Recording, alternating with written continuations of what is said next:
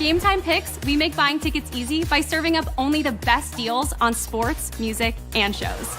What time is it? It's game time.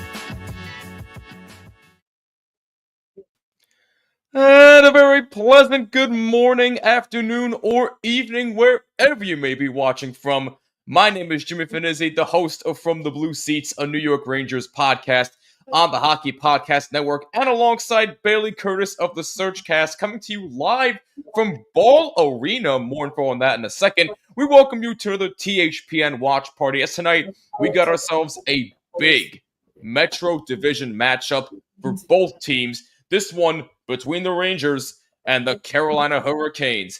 Before we get into the crux of tonight's game, Bailey, first time ever working together on a watch party. It is good to see you, my friend. How's everything?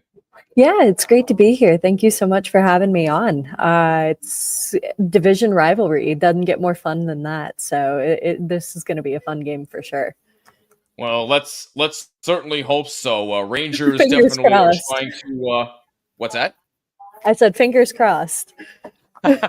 Absolutely, but from a Rangers standpoint, yeah, they're definitely trying to have a lot more fun as they're in a bit of a slide right now. They've lost 3 straight games, not really generating much offensively. The defense has not looked great. The power play has been atrocious. But from a Ranger perspective, I said it after the loss against St. Louis, after actually Edmonton, excuse me. You just got to keep it simple. You just got to get crisp, clean opportunities on net. And for some odd reason, it keeps on being the same pattern with this team over and over again. And now you go into a situation where you have a Carolina team that, yes, is looking for a goaltender at this point because both their goaltenders are hurt right now. At this point? Yeah, exactly. They're looking for a goalie probably at the trade deadline or something. But in all seriousness, they're still a dangerous team. There's a reason why I still pick them to win the division until proven otherwise, because I trust Rod Brindamore and his players. But so far, the Devils are shutting me up right there. But even still, you go into Carolina, you already know it's going to be a hostile environment there. They're a very good team. And with the way the Rangers are playing right now, it's just not going to be easy. So if you're the Hurricanes, what are you saying to yourselves? I mean, the Hurricanes, the Rangers have a tendency to get the Hurricanes into a bit of a mind rut. They're a team that really affects the Hurricanes deeply mentally. And so it's a team we really have to watch this Hurricanes team gear up for. Yes, you're looking at a Rangers team who's gone 0-3 the last couple of games. You're going to be looking at an angry Rangers team who's looking to gear back up and find their peak form. This is a team that a lot of the league is sitting here and they're in contention for first in the division. So there's that to look forward to. They're going to be battling the Hurricanes for that spot for the rest of the season. So I have a feeling the Hurricanes are going to run into an angry Rangers team. And the biggest thing is just going to be that mental game that the Rangers love to play with us and that we love to play with ourselves in regards to playing them. And there's just something about physicality and a mental game that loves to come about during these matchups between the Rangers and the Hurricanes. So it's going to be huge for the Hurricanes. Yeah, you're 100% right. And again, it's a big game for both teams. They want to keep pace for the top of the Metro, but Absolutely. The Metro's been quite a surprise to start the year. I mean, we'll get more into that conversation in a little while, but with the Devils being on top of the division all of a sudden because they played more games than anybody in the Metro right now, that's definitely a surprise, but we'll get more into the Metro in a little while. But I do see quite a few comments here we got to catch up on. Somebody wanted to get in on the action 2 hours early. What's going on, Andrew? Hope all is well with you. And by the way, happy day before Thanksgiving, everybody. The day before Thanksgiving. It is tomorrow here in the United States of America. For those living outside of the United States, we hope you still have a wonderful holiday season as well. And on a serious note, though, with Thanksgiving coming up tomorrow, we would not be able to do what we do if it was not for the support of you, the listener or the viewer out there who just continues to goof off with us in a way. And, none of this would be possible without you. So from the bottom of our hearts, from everybody here at THPN, we truly are eternally thankful for all of you, and we just can't wait to show you what's next, because we got a lot of great things in store coming up in 2025. But we're still in 2024. Bailey, do you have anything you want to say? No, I was just going to say for the Americans, happy Thanksgiving. For anybody else who's not in America, happy Thursday, Wednesday going into Thanksgiving. A lot to be thankful for. Something to keep in mind, too, as we kind of wrap back into hockey, too. We're kind of hitting a deadline that a lot of broadcasters and NHL officials around the NHL community like to hit as a deadline for, okay, if the team is still struggling with something by American Thanksgiving, then you've got your work cut out for you before the trade deadline coming up in March. Yes. And so I think that's something really, really important to focus on. So I'll throw it back to you, Jimmy, too. Is there anything on the Rangers wish list for the upcoming trade deadline now that we hit that deadline, I suppose? Can we get a new center? No. Listen, in all seriousness, I just want somebody who can provide another veteran presence. Yes, the signing of Riley Smith was nice in the offseason. You love to see that, but I just want more of a veteran presence on this team. Maybe you go after somebody like a Byram from Buffalo. You go after somebody like a Brady Tkachuk from Ottawa. I'm not saying those are going to happen, but it could be somebody you look after. But I don't know. It's wishful thinking. But we're just about to get underway here in tonight's game. We got a few more comments here. What's going on? Just a comment. Always a pleasure to see you. Jared in the house. What's up? What's up, Vahesus? I'm sorry if I'm saying that incorrectly. I apologize. It's been a long day. I'm sorry. But we are underway in tonight's game. Rangers and Hurricanes. Rangers trying to break a 3-game losing streak. Goza saying, I hate the Edmonton olive oil. Yeah, I think we all do after that game on olive oilers. Saturday, I'm crying. Yeah, I think we're all kind of feeling your pain there. But anyway, let's go Rangers. And I'm live from Portugal. Oh, Portugal. I'm really jealous of you right now. What are you doing in Portugal, though, my guy? What's anything important going on with your girlfriend? Is that what you're trying to tell me? I'm just messing around, Goza. It's okay. Hurricanes with a potentially early chance here. Shesterkin in peak condition. Yeah, that was a real good save by Shesty. Thank you for that, Bailey. By the way, we want to hear your score predictions for tonight and who you think wins. Leave a comment down below. Goza says Rangers will win it 4-3. He expects a close game. I expect a close game too. I can sort of see it being a little bit more high scoring though. I'm gonna go 5-4. Rangers will break the schneid tonight. Bailey, what say you? So, gonna be a close game on my end as well. I actually don't see super high scoring. I'm gonna go 3-2.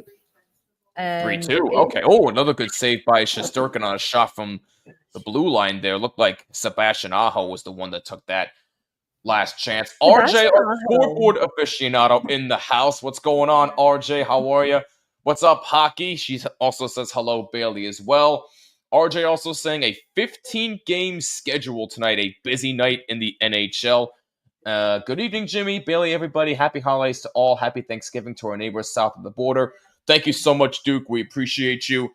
As always, get rid of Trouba Train, keep Kreider, and kick Miller up the backside. I think that goes as wish list, but well, there we go. Listen, I'm not the GM. That would be look, I'm going to have some thoughts on that in the first intermission, because when I heard a certain somebody's name in trade rumors, I was pissed, let's just say. So I'll have more thoughts. To hear the rant here. I can't unhear olive oilers now. Thanks, Kosa.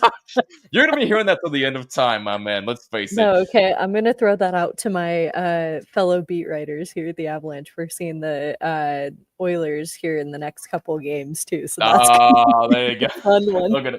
They'll get a kick out of that. That's absolutely. We got somebody watching on our Twitch page. What's up, Jamser1235? He says Rangers will win 4-2.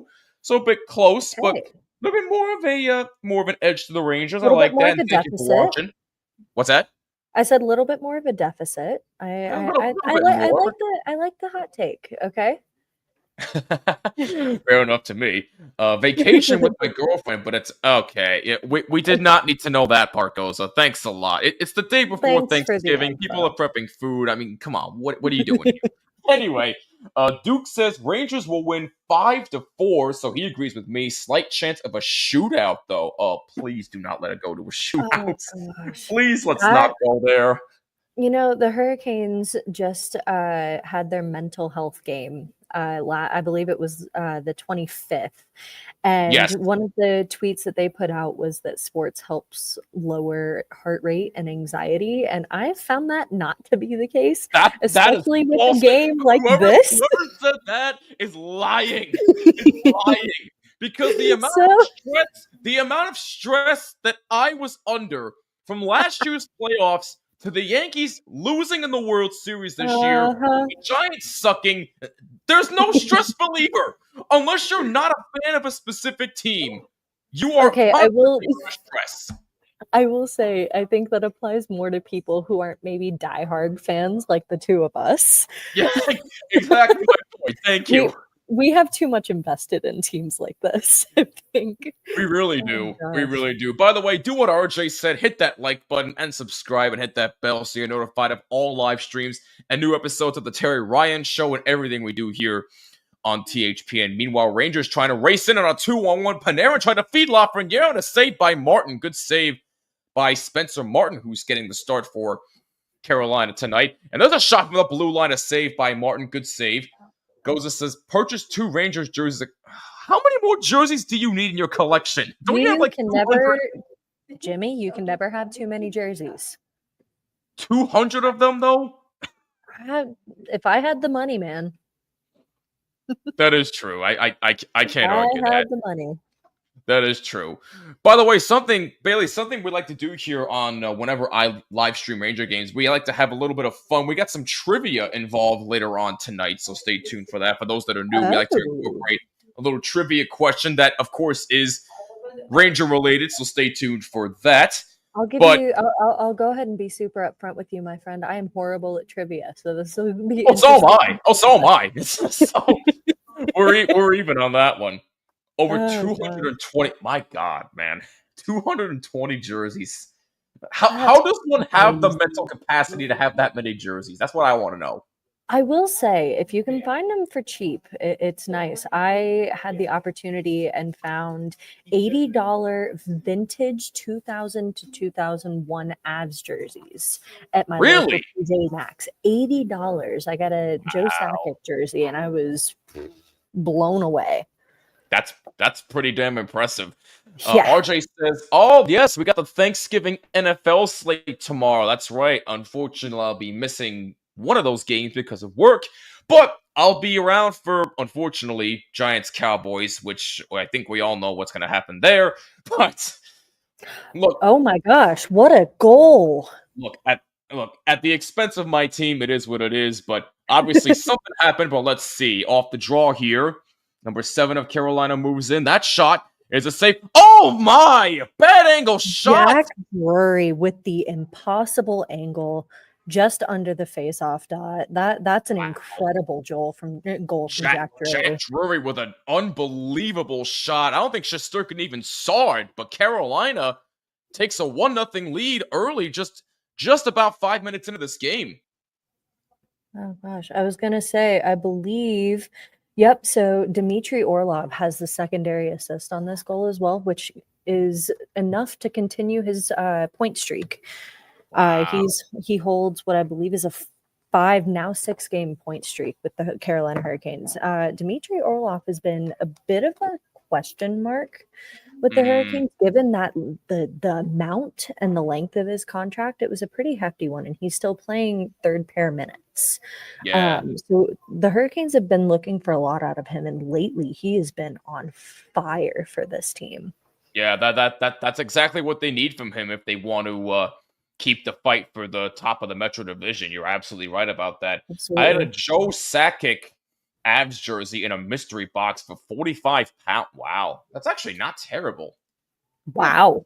Joe Sakic jersey too. That's That's vintage right there. Yeah. Duke agrees with you. What a goal. That proves exactly what I just said above. What are the Rangers defense doing? Oh, I missed that, Duke. I'm sorry. Whoever was responsible for the tweet that sports can lower heart rate and anxiety is off their rocker. Last few games for my Leafs, my heart rate and blood pressure has gone up because of how we can't attack on the power play. That's a fair point. By the way, Jack Jury, that's his third from Natchez and Orlov, and Carolina takes a 1-0 lead. Goza obviously not happy with that. So I'm just going to leave you to that one, Bailey. But anyway, that shot fought off by Shesterkin. Rangers desperately trying to clear out of the zone. Now, I did mention this at the beginning of the stream, but you are currently live from Ball Arena in Denver, Colorado. Would you like to explain what you're doing for the audience? Yeah, so I just recently took up a position with the Hockey News covering the Colorado Avalanche and Colorado hockey in general out here. And so I am getting ready to, I've been at Ball Arena all day, funny enough. The Vegas Golden Knights got in, I want to say around 4 a.m. Okay. If I'm remembering correctly from a conversation with one of their staff earlier today. But puck drop is slated for 8:22 tonight. It is a TNT broadcast, so if you guys are interested in the national broadcast game, please feel free to tune in. I've got all the live coverage over on my Twitter, but yeah, just gearing up for puck drop, and yeah, it'll be an exciting game. That's going to be a really, really good game. Avs trying to knock off Vegas tonight in Denver. Now, where can people follow you on Twitter or X, whatever you call it nowadays? I'm still calling it Twitter. I don't care. But where can people follow you, bottom line? My co-host calls it Twix, and I haven't gotten on that train yet. I love that. If you're wanting me to follow my live coverage, a lot of it happens over on X, and that's Bailey Curtis, Bailey with 2 Y's. Fair enough, but yes, so go if you're a diehard Avs fan or a Canes fan, go follow her on X or Twitter. Again, I will go ahead and promote it here. You will find me in Carolina, in Raleigh, next week. I will be covering the Avs versus Canes game next Thursday. So super excited for that. That's gonna be fun. I know Kat's at the game tonight, so shout out to Kat if she's somehow watching this. And I know Zach is off doing other things right now. So shout out to Kat, I will say, is a little too zoned in at games normally to be listening to anything externally. So wishing her all the best. I'm sure maybe I'll be getting texts during intermission, but she is one of those people who is sitting on the edge of her seat, quiet as a mouse during most games. So I believe it. I believe it 100%. You know, that's you gotta respect Kat for that though. You know, you gotta admire a person who is really, to be invested like that. I understand, wanting to like get every single aspect of the game right, but for her to do what she's doing it really is something else. Oh, absolutely. She's one of the biggest diehard fans that I've ever met, and her knowledge of the game is peak most people if compared to most people I've met in the community. So to have her voice on the podcast, where Zach and I are incredibly lucky to have been able to bring her on and kind of get in this ride with her, found my hockey twin, so to speak. So it's really exciting. Love having her on the podcast. I like that. That's awesome. And it is time for the trivia question of the night. Who is the only skater to play 300 games for both the Rangers and the Hurricanes? That's a really good question, actually. Leave your guesses in the comments. The answer will come in the third period. So, unfortunately, Bailey, you will not be around for that. I know you got a game to cover, so I'll DM you the answer. How's that? Okay, no, I'll have to think about it a little bit, and I'll DM you my answer, and you can debut it on the podcast or on the stream. You're allowed to take a guess right here. I don't care. Oh no, dude, you got to give me some time. It's all good. It's all good. I got you. Oh, but gosh, the only skater to play 300 games for both teams. Oh God. The only one I can think of is Eric Stahl. Because Eric Stahl won a championship with the Canes. No, then Eric Stahl only spent like 1 year with the Rangers, so that can't be right. I don't I was know. gonna say I can't see it being a newer player because, No, it's not a newer yeah, player. yeah. Yeah, that's tough. I mean, Eric Stahl's the only person I can think of, so my guess is Eric Stahl. I doubt it's correct, but I don't know. That's all I got. But we shall find out the answer in the third period. I'm gonna say Meanwhile, I may have to tune in during my coverage just to catch an answer. please do. Please do. 12:30 to go. First period, Carolina with the early 1-0 lead on Jack Drury's third goal of the season. What's going We're on, gonna Jared? see our first man advantage of the night as well. Yeah, exactly. Oh yeah, I forgot. You're not a Ranger fan. Let's go Canes, and of course Monty signs with the Blues that beat my Bruins. Yeah. His team looked good against us. That's all I'll say. Meanwhile, we have a delayed penalty coming up here against the Rangers with about 12:04 to go in the first. Looks like it's a hooking penalty. Who's this on? Looks like it's on. Is that Jones? Zach Jones? Yeah, Zach Jones is going off. So the Yep. Rangers Not very should happy about the continue. call, I will say. What's that? I will say he does not look very happy about the call. Yeah, definitely It- tried it's to sell that a little bit there. I'm not sure I agree with that one. I will say you could call the penalty. I understand the penalty, the call itself. I do think it's a little soft. Yeah, it is. You're right. You're right. But That's coming from somebody who's trying to stay as unbiased as possible. I try to be fair too. It's okay. I might be a diehard Ranger fan, but I'm probably as fair as they come. Rangers have allowed 7 power play goals, which is tied for fewest in the NHL with the Predators. So that's pretty impressive. But that just shows you how impressive their penalty kill has been, really, for the last decade or so. That's been one of their biggest strengths since I've been a fan of the team for a little over 10 years now. But where they're flawed is their power play, and they're shorthanded now, so they can score shorthanded. They've proven that. But if this Ranger team wants to get better, they have to get something going on the power play. But now Carolina is on the first power play of the game, and they try to get set up here as they try to keep in, but now it's out of the zone. I was going to go to this game, but I didn't. I'm visiting my dad. Oh, that's nice. I like that. Hey, visiting family is way more important, man. I happen to agree with that. 100%. 11 minutes to go in the first period. Carolina with the early 1-0 lead. Marty Necas passes it along. Now it's in the corner behind the net for Svestikov. Zibanejad trying to battle. Loose puck. Necas back for it. 40 seconds to go in the Hurricanes power play. Necas shoots. That's deflected up high and out of play with 10:39 to go in the first. Bailey, what are you seeing so far from Carolina here? I think their passing needs to be a little more intentional. They're allowing a lot of takeaways from the Rangers. It's been a very back and forth game so far, I believe. They've had some decent, what look to be high danger shots. Shesterkin's looked incredible, but their zone entries and passing could be a little bit better on the Canes' part. See, now, that's the thing.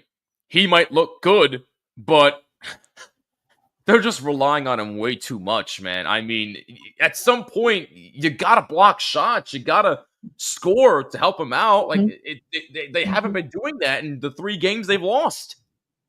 Now, I will say, too, the Rangers don't look as aggressive as I'm normally used to seeing them. No, they don't. They look very, very reserved so far. They're playing a very good defensive game. They're taking away a lot of shooting lanes from the Hurricanes, which I think is incredible on their part. But I will say I expected to see a couple more early rushes from them. Yeah, I mean, look. Meanwhile, Brent Burns with that last chance right there. Good save by Shesterkin. But no, listen, man. I mean, that just proves my point about how the Rangers really are not that much of a complete team right now. Mhm. They seem to be focused on one end that's elite, and that's their goaltending. Which is Where really else? Where else interesting. on this team is elite right now? You can't tell me. Look, Will Cooley. You want to say he's red hot? Okay, yes, he has. Panarin, nothing bad to say about him. He's been red hot. Zibanejad has looked awful. Kreider has been slow to start the year. But look, the only elite end on the Rangers right now is their goaltending. You can't say anything else is elite right now. Oh, and Rangers about to get their first power play of the game. Yep, delayed penalty coming up against Carolina here. Yep, that's a hooking penalty. Just saw it. Thank you for that, Bailey. Mm-hmm. With about 9:18 to go in the first. By the way, are you ahead of me? What time are you at right now on your end? I'm currently on a commercial break, actually. Oh wow, yeah, I'm So- way behind then. So I may pause my stream once we get back to face off, and you can let me know when they finally drop the puck again. So Yeah, just as of now, I'm like way behind here. I don't know what's going on with my internet now. Now I'm just seeing the penalty. And yep, we're going to commercial break with 8:47 remaining in the first. Rangers are going to get their first power play of the game. Was that also a hooking penalty? it looked like a hook. Just That's really, the second hooking penalty of the night. honestly, really, really poor move on the Hurricanes' part. They've been pretty disciplined in the defensive end recently too, which is why this penalty comes as a bit of a surprise for me. When especially, I mean, it makes sense. Look who decided to join the party. What's up, Zach? Jack Drury is really Chris Drury. That's 2/3 of the Surge cast now. What's going on, Zach? Happy Thanksgiving to you and your family, man. How's it going? Thanks for tuning in for a little bit. By the way, we have a scoring update here. I haven't been paying attention to the scoreboard. I apologize, but the Blues have taken a 2-0 lead over New Jersey. Dylan Holloway scoring the second goal. And who scored the first goal? Robert Thomas scored the first goal for St. Louis, and Minnesota has taken a 1-0 lead over the Buffalo Sabres. Kirill Kaprizov, of course, because what else does he do but score? He scores the first goal for Minnesota. Minnesota's been very quietly really good this season. I don't think anybody's talking about how good Minnesota has been to start the year, especially with Marc-Andre Fleury playing his last year. That guy's turning back the clock like it's nothing. It's unfortunate with Kirill Kaprizov too. Is he still out on injury? I think. He literally just scored. So did he? back. Okay, no, he is back. He's back. Okay, I don't think he's hurt anymore, Bailey. No, not anymore. No, he's been incredible to start the season. No, he has. Rangers on the power play. Drury, it was a slashing penalty, actually. So, which is interesting. It looked like a hook with the slow-mo. It looked like it for a second, but it is indeed a slashing penalty as Trocheck keeps it in. Now Panarin feeds in the corner for Zibanejad. Lafreniere battling for it, along with Trocheck. It's back for Fox. Now Panarin. Rangers get set up. Fox has it, looking for a lane. Shooting save by Martin. Great fight-off save there by Spencer Martin. I see a bunch of your comments. We'll get to them in a bit, I promise. Rangers power play has fallen to 12th in the NHL. Carolina power penalty kill is 5th in the NHL as of right now. And that shot from the blue line save. Rebound loose. Oh, it just misses wide by Trocheck. Trocheck with a good chance, and it's out of the zone. Thanks for holding down the fort, Bales. Got to give Jimmy grief when he can appreciate. Well, thanks. I feel the love, Zach. Gotta hold down the rivalry when I can, right? Saved by Martin on Will Cooley, who has been red hot lately in this Rangers slump. 42 seconds to go on the Rangers power play. Don't talk about the Blues. Sorry, I brought them up just now. It's all right. I was going to say, surprise move from Jim Montgomery. I'm sorry, Billy. What'd you say? No, I was going to say surprise move in hiring Jim Montgomery. Yeah. Like, so what was that, 6 days after he got canned from Boston? I said, wait a second. That's like the quickest time. That's like the quickest time for a coach to be fired and hired within the span of almost a week. Like, What I that thought was fast. interesting too is the Blues organization came out and said their decision was to fire their previous coach was made solely on the availability of Jim Montgomery. So I did hear about that, yeah. Meanwhile, good job penalty killing by Carolina. Sebastian Aho dumps it in further. 8 seconds to go. Rangers time for one last rush. If they hurry, Zach Jones, moving up by swiftly, decides to dump it in the zone. Power play is over. Good penalty killing by Carolina. Loose puck behind the net. Duke says, I'll be in and out for the remainder of the stream. Got to do some stuff and watch my Leafs try not to blow it against the Panthers. Happy Thanksgiving. Thank you, Duke. We appreciate you. Same to the U.S. viewers from here in Leafs Nation. Duke, we always appreciate you. Thank you for watching. Jared says, who do you have, Panthers or the Leafs in the game? Oh gosh. Do I have the Panthers or the Leafs winning that game? Panthers. They're the defending champs. I trust them more than I trust the Leafs. I'm sorry. Oh gosh, Sebastian Aho, if you could have elevated that was kind of a interesting puck. Yeah, that was a good wraparound try by good pass from Jarvis, who got it behind the net. That was a good wraparound try, but yeah, you're right. If he had just elevated that a little bit more, He looked like he was trying to get something on net, but that would have been a beautiful goal if he had elevated it. Yeah, absolutely. What's going on, PT White? How you doing? Thanks a lot for tuning in. Appreciate it. Oh, Bruins are playing the Islanders. Speaking of the Bruins. Go Sports. I hate both teams. Sports. I hate both teams. I hope both teams lose. The eye losers. Thank you, Goza. Jared also has the Panthers winning tonight. Okay, I got you. Meanwhile, Rangers move in. That shot blocked in front. Good pass by Trocheck. Then my sucky Bruins play the eye losers. Oh, now you're following along in his footsteps? All right, this is going to be fun then. Oh, that's funny. Toronto Maple Leafs equals Toronto Maple Leafs. We know what you think of them. We know what you think of them. 5:47 to go in the first period. Carolina with a 1-0 lead on Jack Drury's third goal of the season. Face-off won there by Carolina. Zibanejad tried to keep in, taken back now, and a shot saved by Martin Hole. Good shot right there by, I believe that was Will Cooley who had that chance, and a good save by Spencer Martin. Will Cooley continuing to show how hot he's been. 5:38 to go. First period, Carolina with a 1-0 lead.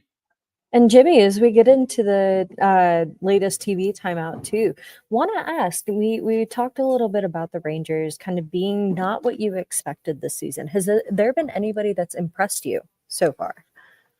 Well, besides Will Cooley and Panarin, because I have nothing bad to say about them, Lafreniere has really impressed me. You know, I know he's been in a slump recently as well, but, you know, fresh off a 7-year contract extension, you know, he's finally starting to show why he was drafted number 1 overall back in 2020. And this is something Ranger fans have been waiting for. They've been waiting to see the breakout of Alexis Lafreniere. You saw it last season. I think the moment last year when he had his heroics in that November game in Columbus last year when they won in a shootout at MSG. And by the way, I was at that game. That was one of the worst officiated games I've ever seen in person. But after Lafreniere tied it and won it in a shootout, I said, that's the Lafreniere that I've been waiting to see. And I'm pretty sure a bunch of Ranger fans felt the same way. And he continued that pace the rest of the year. And so far this year, he's picking up right where he left off. So I would say him. And even though he just lost against the Oilers, Jonathan Quick, I mean, dear God, man, 4-1-0 to start the year. Everyone thought he was done, and this man's got a +1 goals against average now. I mean, and he's going to be 39 soon. Yeah. I mean, what more can you ask for from this man? Absolutely. And to be sitting there, you know, taking pucks like that at 39 too, like that, it's impressive all around. Yeah. Yes. impressive to watch Jonathan Quick in a Ranger uniform so far. Only his So second year with the weird. Rangers. I was What's going to that? say it's weird seeing him in red, white, and blue, but Hey, I don't know if I'm quite used to that yet. hey, you know what? It could be his last season. He could be back next season for one more year. Who knows? But we shall see. But for me personally, it's nice to see him with another team instead of constantly haunting us every year, especially with the 2 Stanley Cups that he won against New Jersey and as Mhm. well as us. But anyway, 5:25 to go. Oh, a stuff and try right there, a save by Martin. The puck goes out of the zone. As look like that's Lindgren racing down for it. Lindgren and Fox, the defensive pair on the ice for the Rangers. If you're hearing all that noise in the background, by the way, if you're just joining us, Bailey is currently live from Ball Arena in Denver, Colorado. She is covering Colorado versus Vegas tonight. That will be happening at 10:20 Eastern Time or 8:22 Denver time.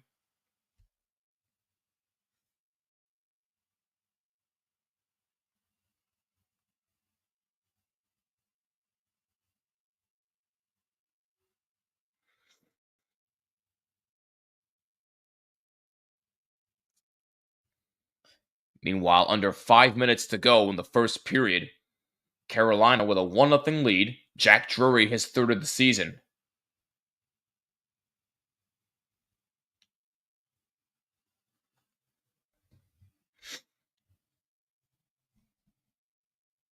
Shesterkin out to play it for Trouba.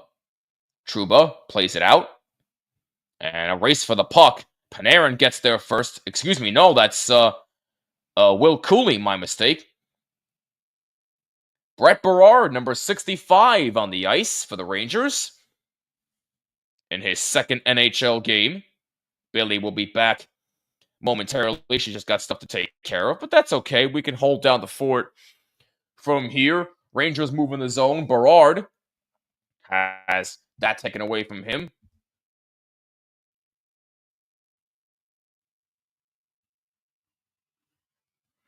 Shots are 12-9 in favor of Carolina.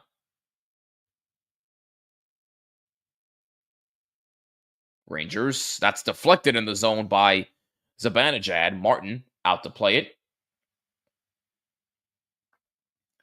Score update from New Jersey. The Blues have a 3-0 lead over the Devils. Wow. I guess the hiring of Jim Montgomery is doing this team some good. So, hey, good on St. Louis, though. Good on St. Louis. You know, they proved themselves against the Rangers with Jim Montgomery at the helm, and they're certainly proving themselves against a very talented New Jersey Devils team. 3:26 to go. First period. That stuff and try a save by Shesterkin. Rangers move up the zone. That's dumped in. Braden Schneider racing down for it. Jacob Slavin. Now Lafreniere takes it away. Kept in the zone by Jones. Jones and Schneider, the defensive pair for the Rangers on the ice. Trocheck trying to get a shot. Saved by Martin. Rebound poked away. Good play by the Carolina defense. Schneider has the puck for the Rangers.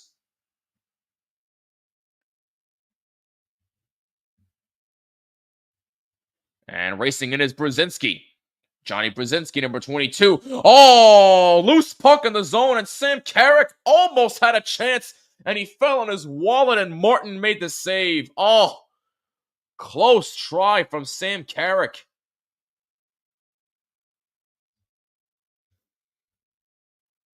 As soon as we get Bailey Curtis back from the Surge cast, we will let you know. She's just taking care of some things back at Ball Arena in Denver, Colorado.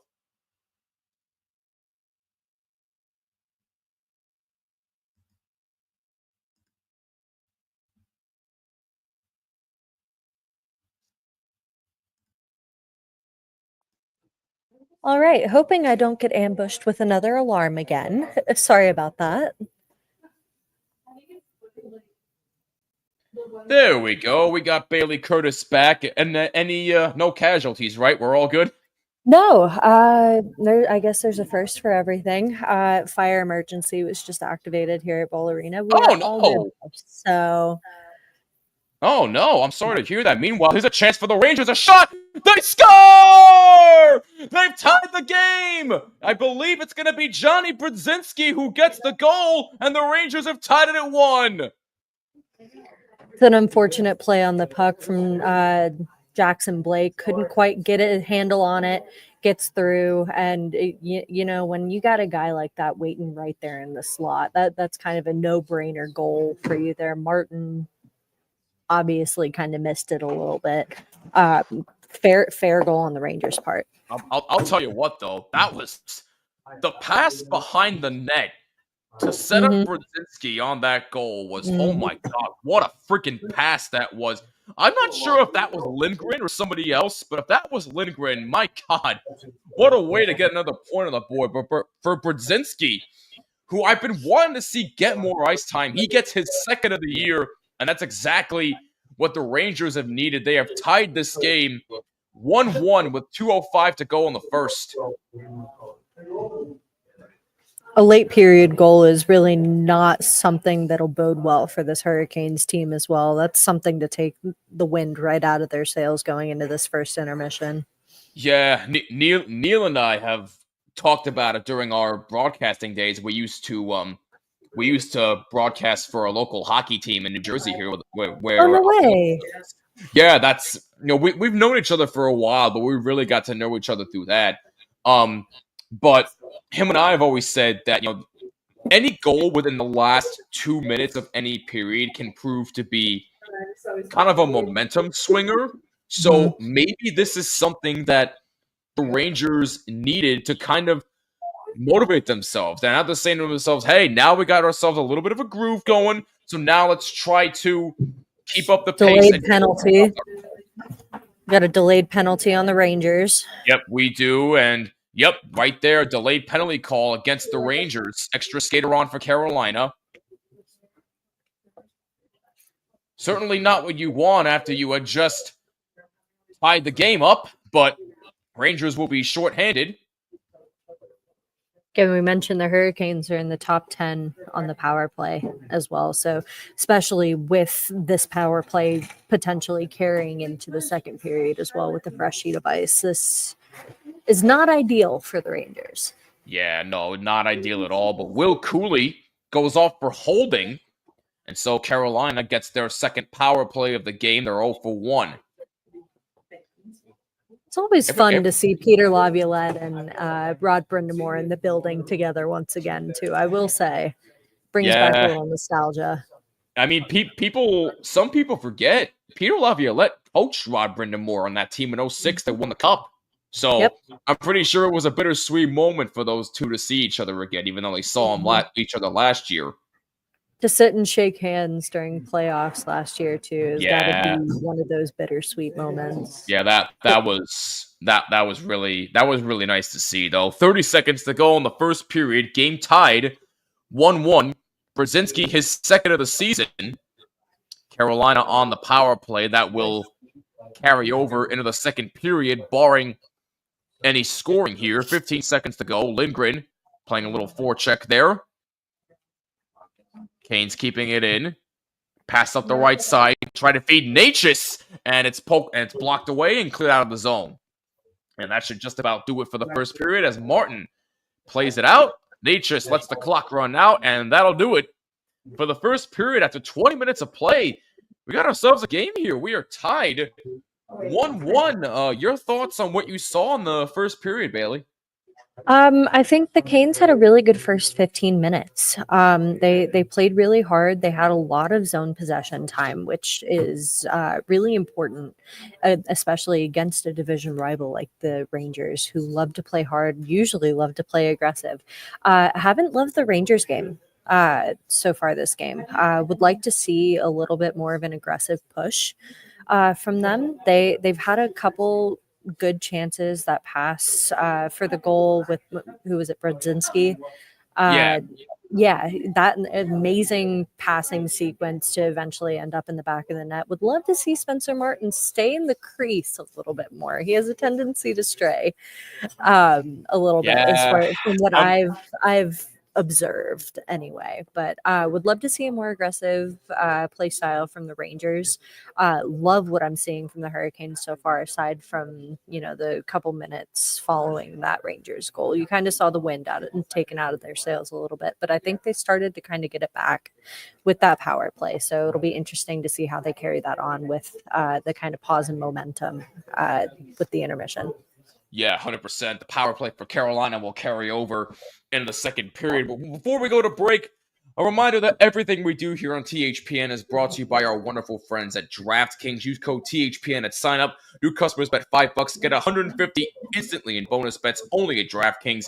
The crown is yours. Must be 21 or over in select states. And please play responsibly. Also sponsored by our brand new friends at Gametime. Take all the guesswork out of buying tickets with Gametime picks. Download the Gametime app, create an account, and use code THPN for $20 off your first purchase. We are going to step aside for a few short moments, but when we come back, like I said, I've got some thoughts on what happened. Looks like another emergency is taking place. I hope not at least. But there will be an emergency for what I have to say about a certain Ranger that was involved in trade rumors. So you're not going to want to miss what I have to say, but that'll be for when we get back. After 20 minutes of play, Rangers and Hurricanes are tied 1-1. Don't you go anywhere. We'll be right back on THPN.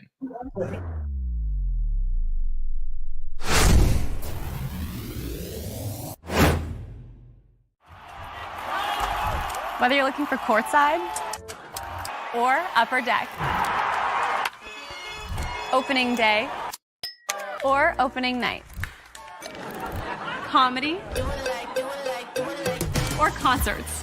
With Gametime Picks, we make buying tickets easy by serving up only the best deals on sports, music, and shows. What time is it? It's game time.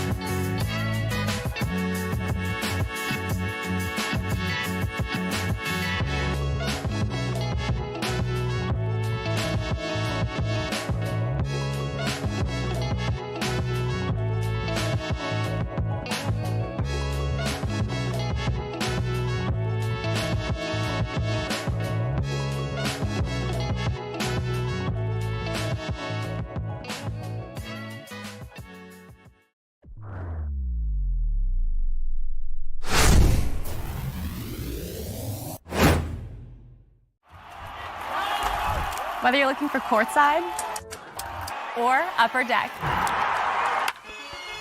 opening day or opening night, comedy or concerts. With Gametime Picks, we make buying tickets easy by serving up only the best deals on sports, music, and shows. What time is it? It's game time.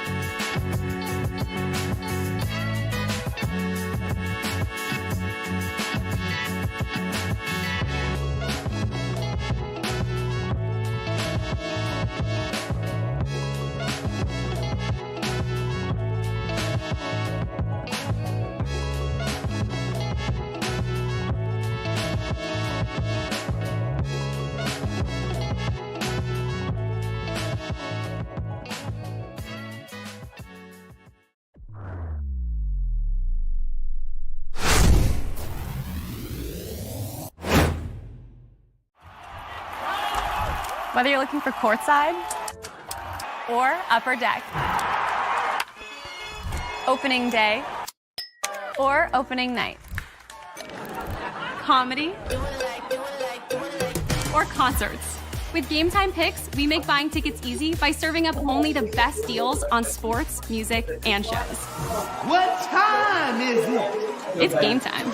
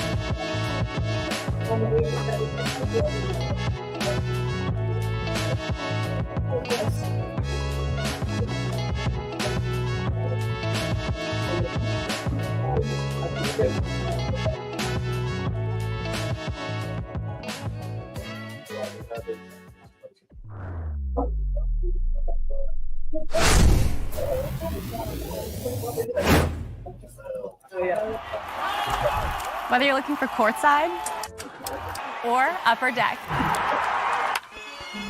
opening day or opening night, comedy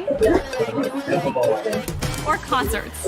With Gametime Picks, we make buying tickets easy by serving up only the best deals on sports, music, and shows. What time is it? It's game time.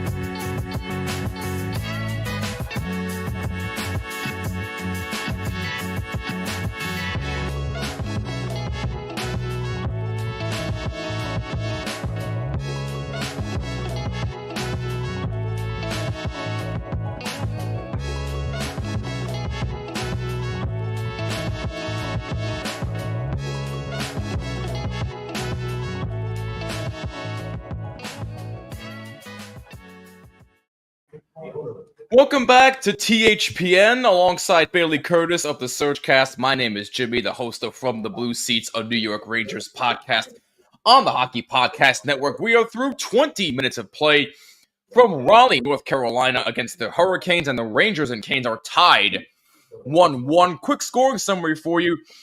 Jack Drury started off the scoring at 4:53 from Natchez and Dmitry Orlov, and Brzezinski tied the game at 17:38 from Vesey and Lindgren. So Lindgren does indeed get a point. Carolina has a power play to work with going into the second period. All right, Bailey.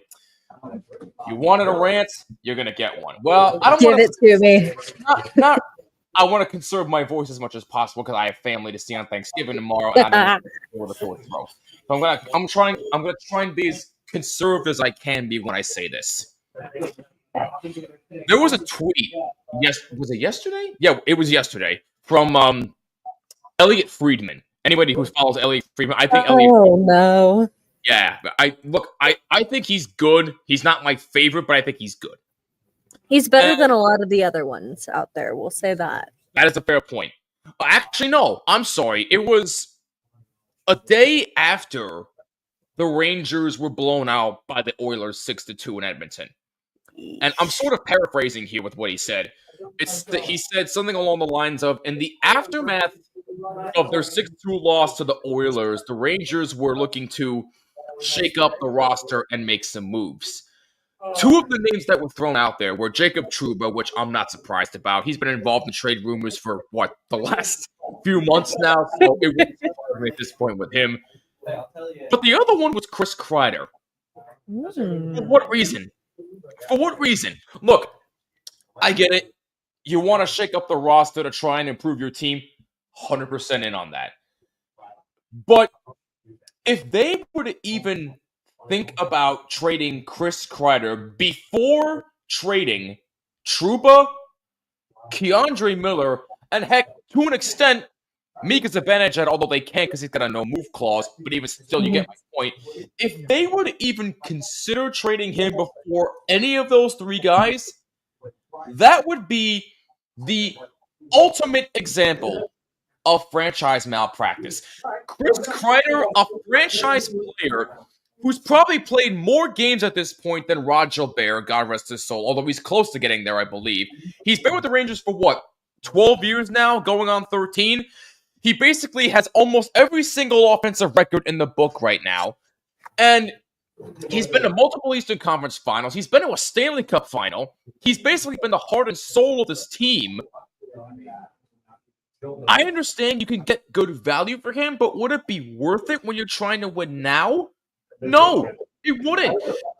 I don't know where this came from, but look, I'm not an insider. I'm not a reporter. I'm not in any of the locker rooms. Mm-hmm. But all I do know is they better not trade Chris Kreider, because if they do, I gotta be honest. I've been a Ranger fan all my life. I will lose such respect for this franchise if they even consider trading him. Look, it might be a rumor right now, but if it comes to fruition, Bailey, you might have to give me a flamethrower so I can burn all my Rangers jerseys, because I will lose so much respect for this franchise if they even consider getting rid of Kreider. To that, you say what? To that, I say it's going to be a little difficult, I think, to move Kreider with the contract that he has. Now, given this contract may be well-deserved, absolutely. He's still got 3 years left on this contract, and I can't imagine that the Rangers want to shake things up enough to where they get rid of a contract like that for a guy who's been nothing but helpful for this Rangers team. That's just my limited knowledge 2 cents there. Also, you're looking at a guy again who has 3 years, including this year, so 2 more years after this left on his contract. 33 years old. You got a guy who still has a little bit of juice left in the tank. Yes, he does. I can't imagine that the Rangers make a move like that. That seems a little far-fetched to me personally. I couldn't agree with you more. I mean, look, this is. I wasn't expecting this to be even a story, but it's like, look. Somebody gave it water. Somebody gave it the ability to hold water. That's where I was going. Thanks. That's where I was going. Thank you. But listen, look, I understand. Look, you want to make headlines. It's New York. I get it. Anything in New York is pretty much a headline at this point with how much of a joke it's become with the other local teams there. But that's beside the point. But the bottom line is, the Rangers have been probably one of the more consistent teams in sports for the better part of the last few years. And considering their success, now I understand it hasn't led to a championship, but even still... Go ahead, Bailey. I'm sorry. It looks like we may have lost Bailey for a little bit, but we'll get her back in a little bit. Can you hear me now? Am I here? I got you now. What were you saying? I was going to say they've been pretty darn close. If you can, Close only counts in horseshoes, my friend. Close only counts in horseshoes, though. But listen. This is true. This is true. You do make a fair point, but I don't even know what else to say. I mean, what difference would it make to trade away a guy who still has some fire left, like you said? Let's just talk about too the fact that he had a career season last year with the New York Rangers. He's already got, I'm sitting here looking at his stats now, so hopefully I'm not getting anything wrong. He's scored 9 goals on the season so far. Now, granted, no assists, which, could be better. Nine goals, no assists. Make that make sense. Well, I will sit here and say Caden's fans know that very well, because Jack Roslovic almost did the same thing earlier in this season before he got an assist. Yes. So, but I will say he doesn't look like a great playmaker. He looks like he's big on shots, which to have a career season, 39 goals, 36 assists, and a plus 19 on the season. That's you can't sit there and give up on a guy. Like, I understand you want to shake things up. This is not a guy you want to roll the dice and take the bet on. And In my opinion. a couple of years ago, he scored 52 goals. Mhm. I don't know what goes on in that office. I wish I did, but I don't know what happens in that office to lead to these discussions. But Mhm. his name shouldn't even be mentioned in a trade discussion. Trouba, Keandre Miller, Mika Zibanejad. Okay, I'll buy into that. Kreider? No, I'm so you lost me there. I'm sorry, you lost me. Apparently, according to Jared, Jimmy's losing his mind. You haven't even seen me lose my. This is only half of it, Jared. If you really want to see me lose my mind, go back to 2014 when I really lost my marbles. Oh, That was a nightmare for me. But anyway, let's catch up on some comments. We missed a couple of comments here. I hate to say it, but Devin got some pretty strong words about the Canes here. We don't condone that type of language here. We'll be respectful here, but thank you for tuning in anyway, Devin. We appreciate it. Speaking of Jared, Bruins have taken a 1-0 lead over the. Oh God, I just forgot who they were playing. Shoot, that's how you know. You want to know how bad your day has to go for you to forget who a team is playing. That's how my day has been today. Oh, looks like you're muted a little bit there, Bailey. Unmute your mic for just a sec. sorry. There we go. No, we just got the fire emergency was officially cleared, so we're good to go. Was going to say this. Oh, good. Excellent, good. The Bruins are playing the Islanders, so there you go. Islanders, thank you. So they take a 1-0 lead over the Islanders. By the way, I forgot to mention, we are also going live on Bailey's Twitter account. So thank you to those watching over there. We appreciate that as well. And go follow the Surgecast as well, by the way. Really good coverage on the Carolina Hurricanes there. Yeah, again, you haven't seen me lose my mind just yet, Jared. At least the Rangers are better than the Islanders for years.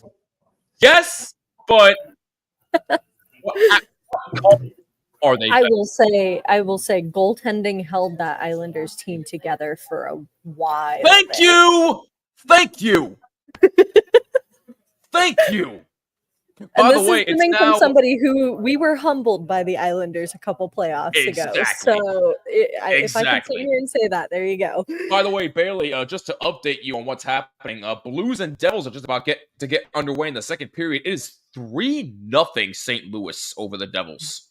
Wow. So I think it's safe to say that the hiring of Jim Montgomery is doing them good. I was going to say this is a Devils team that currently holds first in the Metro as well. So something to keep in mind. This Jim Montgomery team, it's don't know if there's much to hold water yet. They're 2 games in with the new coach, but underway in the second period. By the way, but yeah, safe to say that hire is doing them some good. Carolina has a minute to go on their power play. By the way, shots are 12 apiece for each team. Detroit takes a 1-0 lead over Calgary. Sorry, Kyle. Alex DeBrincat scores for Detroit. Hey, listen. He beat my Rangers a couple nights ago. I can get back at him. Tampa Bay takes a 2-0 lead. Oh, my gosh. With 1 second to go on the power play, Seth Jarvis, welcome back to the team. Let me refresh my feed here. Give me a second. I apologize. I don't know what's going on my feed here. Internet problems, am I right? But anyway, let's see. There we go. Yep. They almost lose the puck on the blue line. What a shot from Jarvis. Yeah. Didn't Seth Jarvis just come back from injury? He played his first game back against, oh gosh. I have been so sporadic with his last game with the Hurricanes was his first game back from injury. Oh, okay. And he was not very happy watching on the sidelines, and you can tell with goals like this that he is more than happy to be back. Yeah, I'm pretty sure he's happy to be back, but yeah, definitely a good welcome back for Seth Jarvis, as now Carolina has retaken the lead. It is 2-1 That's going to help the power play percentage as well. If you guys will note as well, there was 1 second left on the power play when that goal happened. Yeah, so it does count as a power play goal. So Carolina retakes the lead. It is 2-1, just underway in the second period. That was about a little over 30 seconds in? Something like that. Yeah, somewhere. I believe. Math was Honestly, I math wasn't was never paying my too much strong attention. suit. That sounds about right to me. But Oh, that's funny. now Rangers have to play a little catch up once again. The Rangers as need they to now get this trail puck out of their 2-1. zone. What's that? I was going to say the Rangers need to get this puck out of their zone if they want to reclaim this game. All kinds of trouble. Fox is desperate to try and get out of there. Lindgren trying to help him out.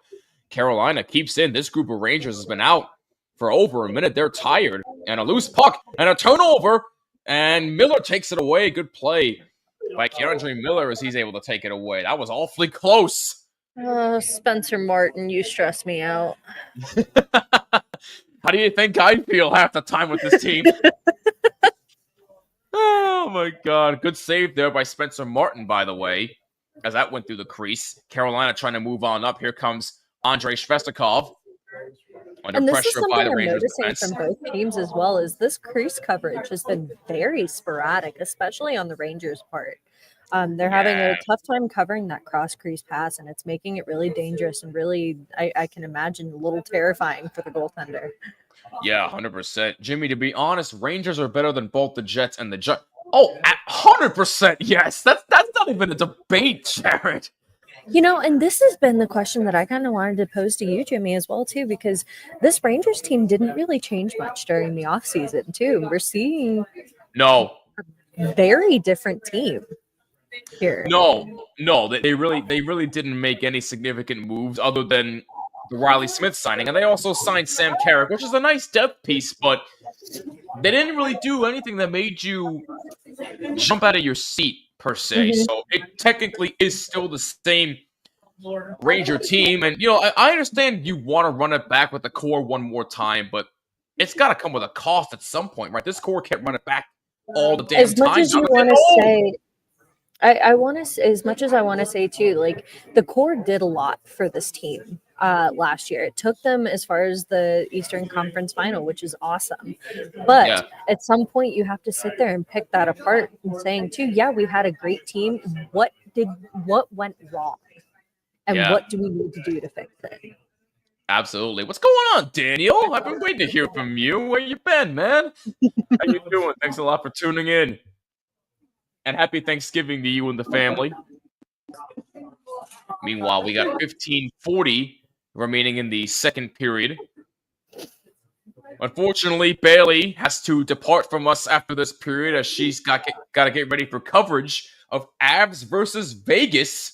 That game will be happening in about 2 hours from now. So if you're a fan of either the Avs or Vegas, go follow Bailey Curtis on Twitter at Bailey Curtis, and that's Bailey with 2 Y's. There you go. So go follow her there for live coverage of versus Vegas from Ball Arena in Denver, Colorado. Meanwhile, that shot, that was deflected away there. Kotkaniemi looked like that. He looked like he thought that went in.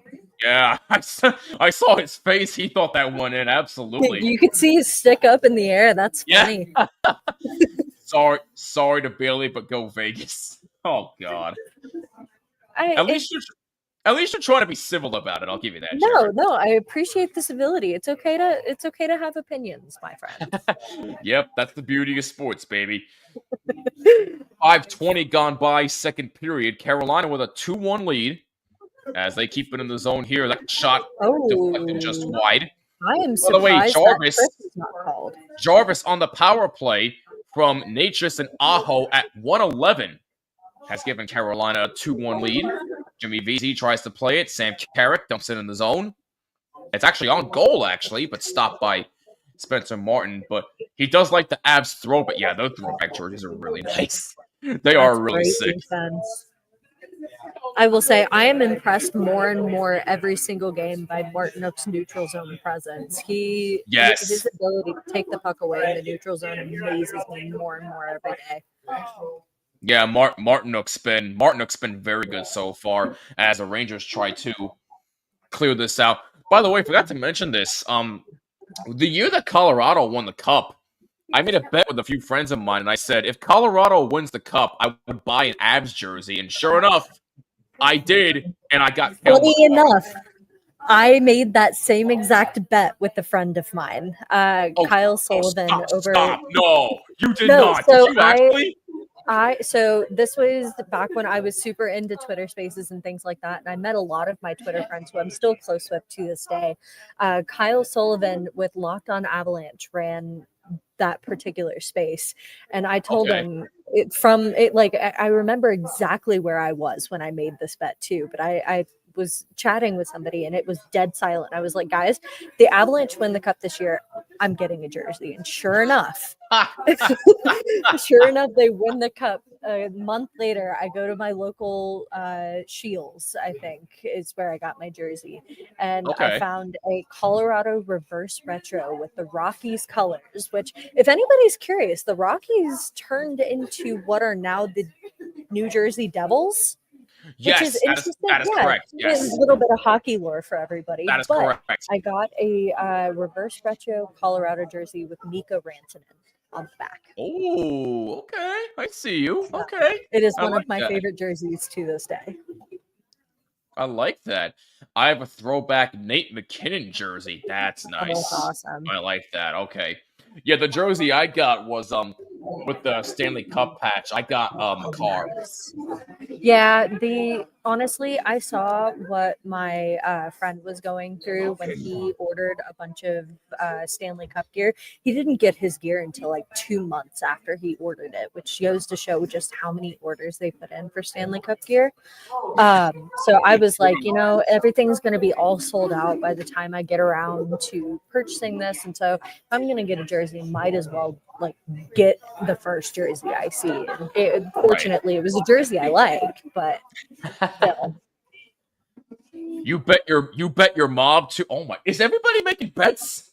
Do it on DraftKings, by the way. Code THPN. No, I'm just kidding. Anyway, hashtag shameless plug. What did you bet your mom? What did you bet your mom, Jared? In all seriousness, what did you say, Barely? Funny. Wait. Sorry, my friend just sent me something. No, you're okay. You're okay. Score update 2-1 Bruins. Thank you over for including the opponent this time, Jared. What's that? I said thank you for including the opponent this time, Jared. She bet the Avs would win, and I bet they would lose. Oh, wow. You should have bet them to win. I'm sorry. Well, we have a commercial break here. Let's take a look at some score updates. We mentioned the Blues leading 3-0 over New Jersey. Minnesota still holding on to a 1-0 lead over the Buffalo Sabres. Detroit still holding a 1-0 lead over Calgary in Detroit. Tampa Bay has a 2-0 lead over the Capitals in Tampa Bay. Braden Point with both goals, by the way. He's continuing to have a red-hot start to the year. Panthers have a 2-0 lead over the Maple Leafs. Sorry, Duke. Bruins lead 2-1 over the Islanders, as Jarvis said at intermission. The Penguins lead the Canucks 4-1 at first intermission. They're all of a sudden starting to get a little bit hot offensively. Kevin Hayes, former Ranger, scoring one of the goals for Pittsburgh. Columbus and Montreal are tied 1-1 in the first period in Columbus. Flyers in Nashville taking on the Predators. That game just got underway. No score. And then later on tonight, you have Stars in Chicago take on the Blackhawks. Bailey covering Avs versus Vegas. That game happening in about 2 hours from now. That game on TNT and Max if you want to stream it wherever you get your live streams from. And then you also have Jets at Kings, Ducks at Kraken, and then the Senators are at San Jose to take on the Sharks. A 15-game schedule tonight in the NHL. Sucks for the Caps losing over. Oh my god. Yeah, that one's gonna hurt. I will say that Ovechkin getting hurt. Yeah, I was going to say Ovechkin getting hurt for the Capitals is the worst thing that could have happened to this Capitals team. They have been on fire and proven everybody wrong in their predictions so far this season. It's unfortunate to see that take a turn for the worse. I mean, I personally thought that he was going to break the record this year, but he might break it next year now. I was going to say, hurts. That hurts. I was always a little pessimistic. I was always under the impression that it'd take him another year to do it, just because of the unfortunate decline that he has sort of been on. Yeah. But I mean, honestly, I would have loved to have eaten my words. It's just, it is unfortunate to see that kind of injury happen and take him out for that long. No, absolutely. You're 100% right. It hurts. Out 4 to 6 weeks with what was it? A broken left fibula or a leg or something fibula. like that? Fibula, that was it. Yep. You definitely don't want it. So I don't care what team you're a fan of. You never want to see a player go through an injury like that. So that is period. See him into period. I am the kind of person, I do not wish injury on anyone. Absolutely not. It's No way. unfortunate, especially becoming more of an avid all-around hockey fan as I've become lately too. It's really unfortunate to watch. Oh gosh, that's a beautiful goal. Rangers have just tied it up. Let's see what happened here. I apologize, Billy, but a turnover in the zone. Chatfield tries to play it. And now we got a race for the puck. Aho looks to play it. Yeah, I'm sorry. I'm way behind here, Billy, so you're going to have to bear with me for a second here. No, sorry. I keep ruining it. You're fine. Don't worry about it. You clearly, you're more ahead of the game than I am. Meanwhile, here come the Rangers now 2-on-1. Barard moving in. He shoots. He scores! Brett Barard! His first NHL goal! And we're tied! Oh, that's awesome. He looks thrilled, too. Honestly, happy for him. I will say, I don't know if I love that defensive move by Dmitry Orlov. I understand what he's trying to do there. He's trying to take away a passing lane.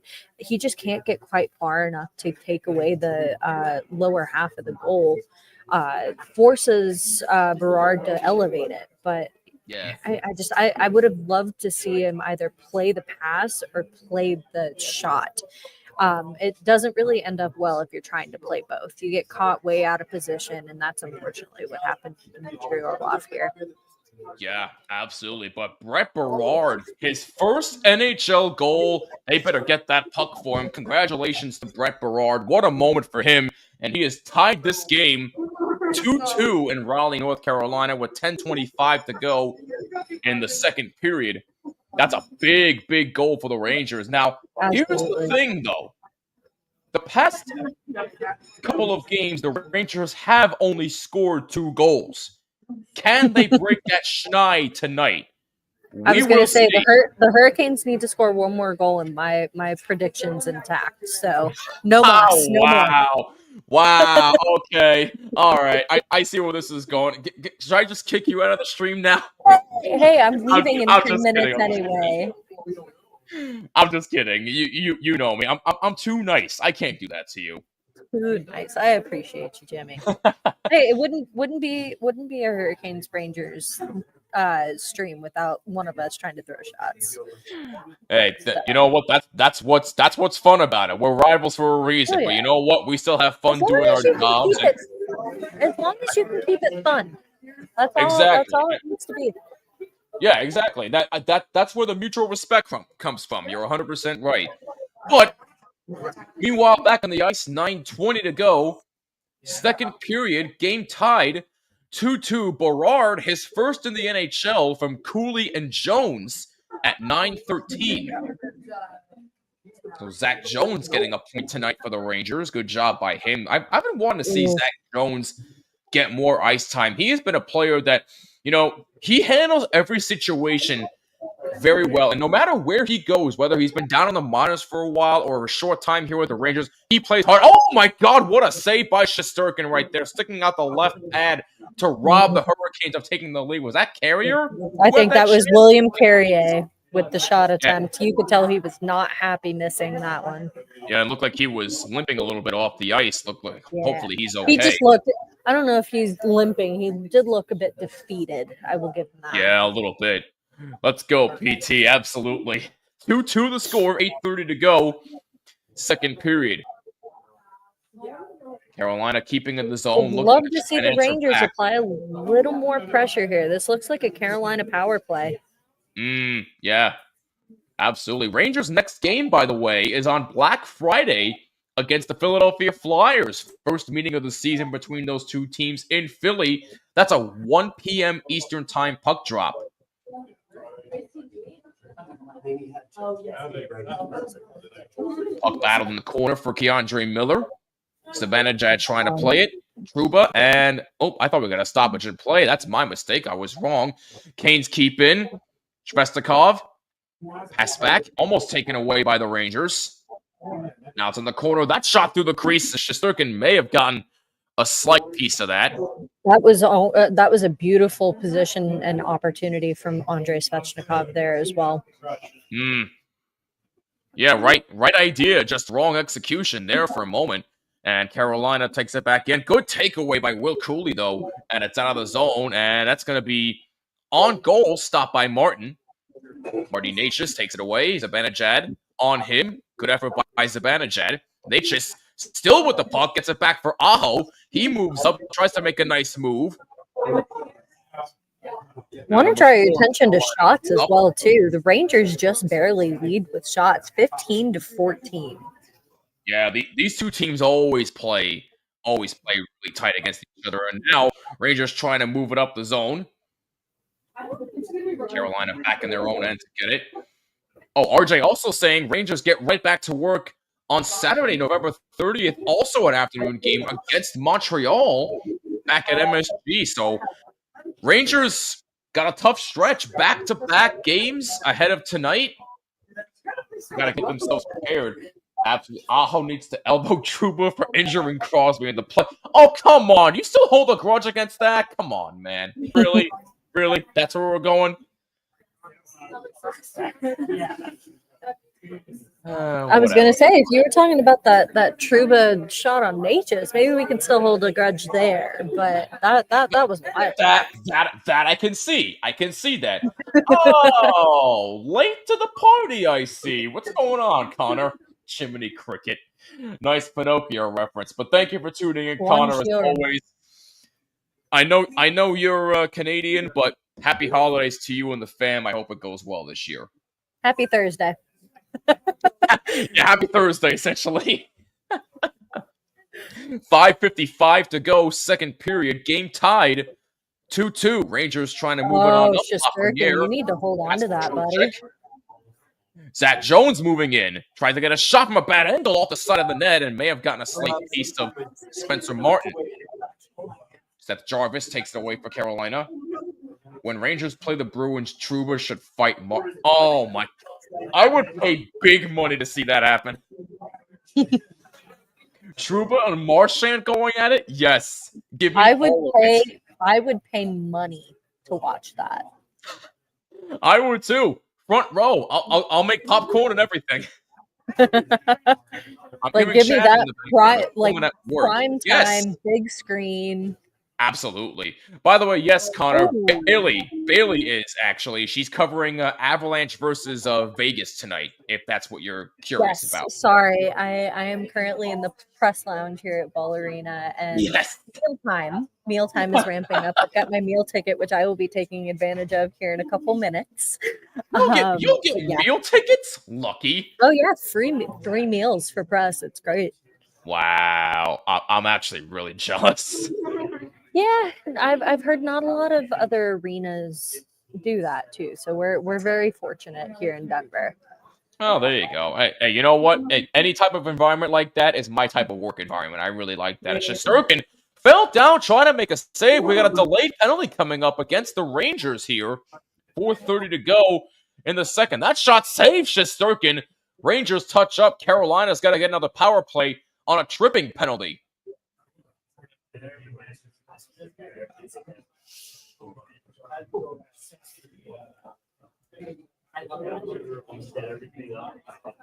Meanwhile, that was a good defensive play in front by Laughlin. Oh, yep, I just saw the trip there. Yeah, that's something you really can't be doing, but Carolina will get another shot on the power play. They are 1 for 2 tonight. With as hot as this Carolina Hurricanes power play has been too, teams really have to learn to stay disciplined, especially in their own zone.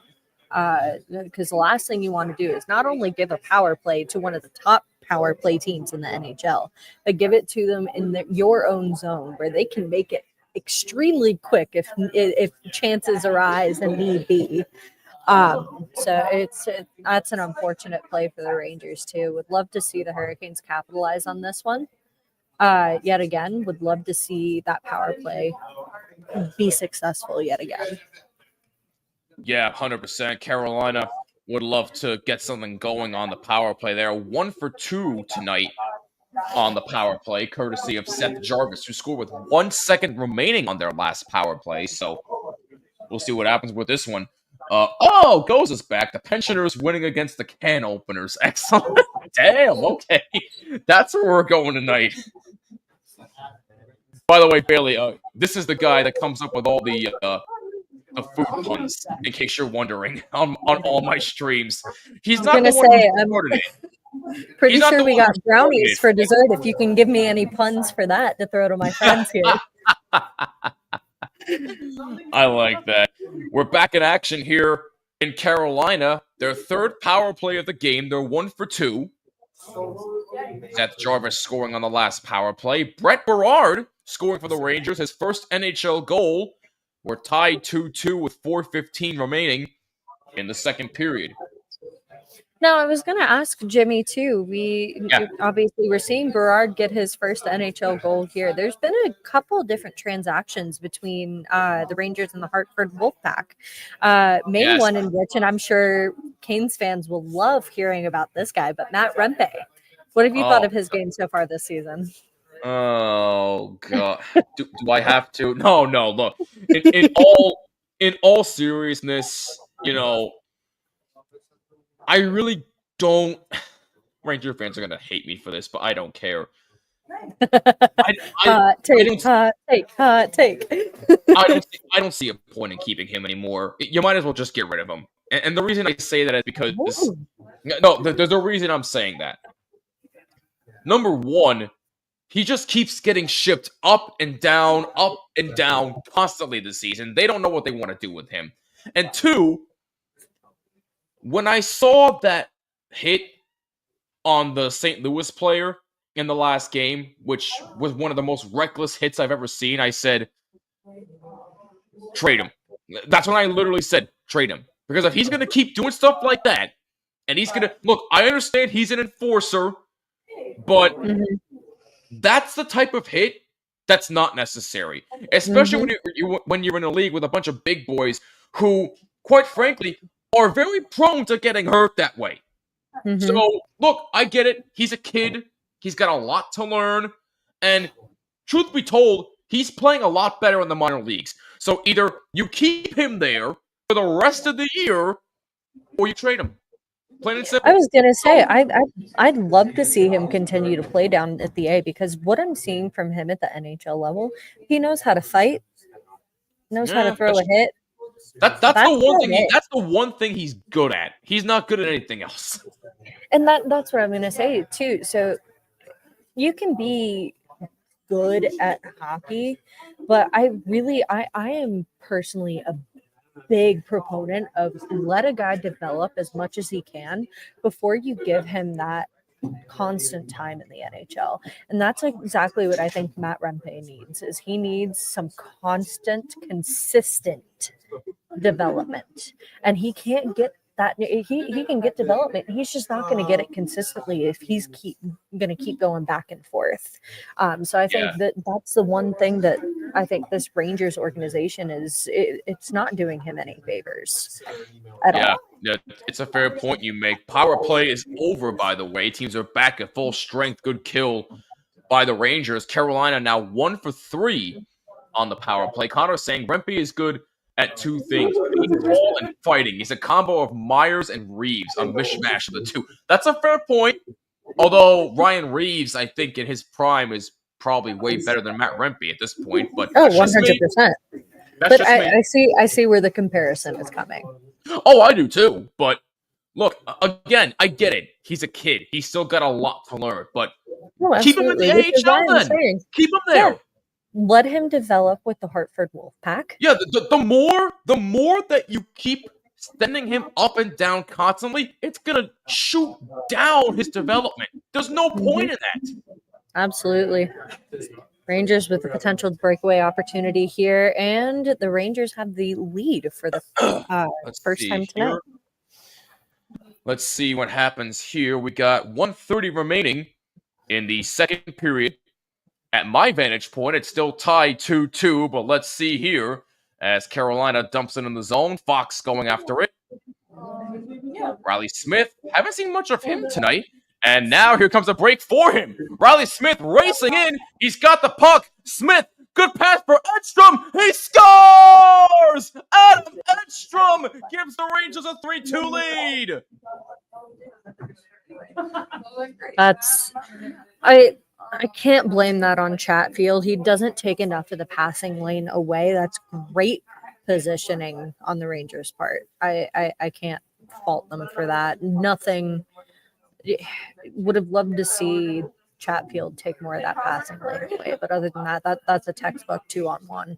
Yeah, you really can't fault anybody there. Really, that was just a great play by the Rangers, and that was a great pass to Edstrom, who gives them a 3-2 lead with under Jarvis 2 minutes also to looks go. injured. What's that? Jarvis looks injured. Oh boy, that's another thing you don't want to see. Seth Jarvis, who just came back and scored, now he goes off to the bench again. So hopefully he's holding his hands. Okay. That's unfortunate for the youngster. Yeah, absolutely. Let's see. Bruins fans were booing the Bruins all last game against the Canucks. Really? Wow. I want to say I'm surprised, but the Bruins they're really disappointing this year. I don't know what's going on with Boston, but they're making me look like fools because I picked them to win the Atlantic, and now they may not even make the playoffs. I don't know, man. Boston's just, I don't know what you want me to say. It's just strange. This whole season has been... This whole season's been very wishy-washy for certain teams, that's the proper term. That's the proper term for it. Yeah. No, injury bugs have been biting everybody. I mean, look where I'm sitting, Ball Arena. The Avs know it better than anybody. Well, I mean, you got work to do in a little while, so I understand why you're there.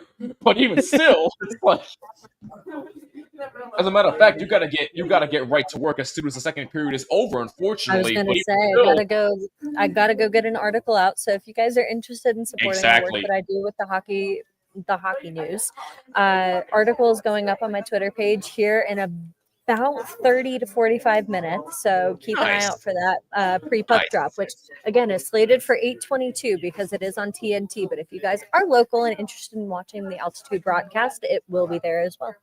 Well, now before you go, Bailey, Connor does have one quick question for you. Can any of you explain how a team that sucks and loses at home plays good and wins away? No. Next. Bailey, can you explain that one? Because I can't. Thank you, next. I am a big believer in the hockey gods. They give retribution when and where deserved. I will say there are teams, the Hurricanes being a great example, that love playing down to their opponent when necessary, or not when necessary, but when the time arises. It's inevitable for this team sometimes. So that's the only thing that I can maybe think is sometimes they're playing down to their opponent at home and it just catches them in a weird time. But I'll resort to my previous comment. Thank you, next. By the way, Hurricanes' next game after this will be this Friday at 2:30 against the Florida Panthers when they come into town against the defending Stanley Cup champion. But Bailey, on that note, I know you got some work to do, so we will let you go do your thing. But thank you so much for being a part of this. It was a pleasure working with you. Happy Thanksgiving to you and your family and to everybody at the Surge Cast. And hopefully we can do this again real soon. Thank you very much. Absolutely. Jimmy, it's always a pleasure. Really appreciate it, and keep up the great work. I appreciate that. Go follow Bailey Curtis at... I was going to say, Connor, I'll do my best. Go follow her at Bailey Curtis with 2 I's or 2 Y's. 2 Y's. Yes. Please, listen to me. Again, you know it's been a long day, but in all seriousness, Bailey, again, happy Thanksgiving. Thank you again for doing this with me, my friend. We'll see you soon. See you soon. Let's All go, right, good Canes. luck tonight. That is Bailey Curtis of the Surge Cast. Thank you to her once again for popping on. Now you're riding solo with me for the rest of the night. So, the second period is actually just about to end with the Rangers taking a 3-2 lead into intermission.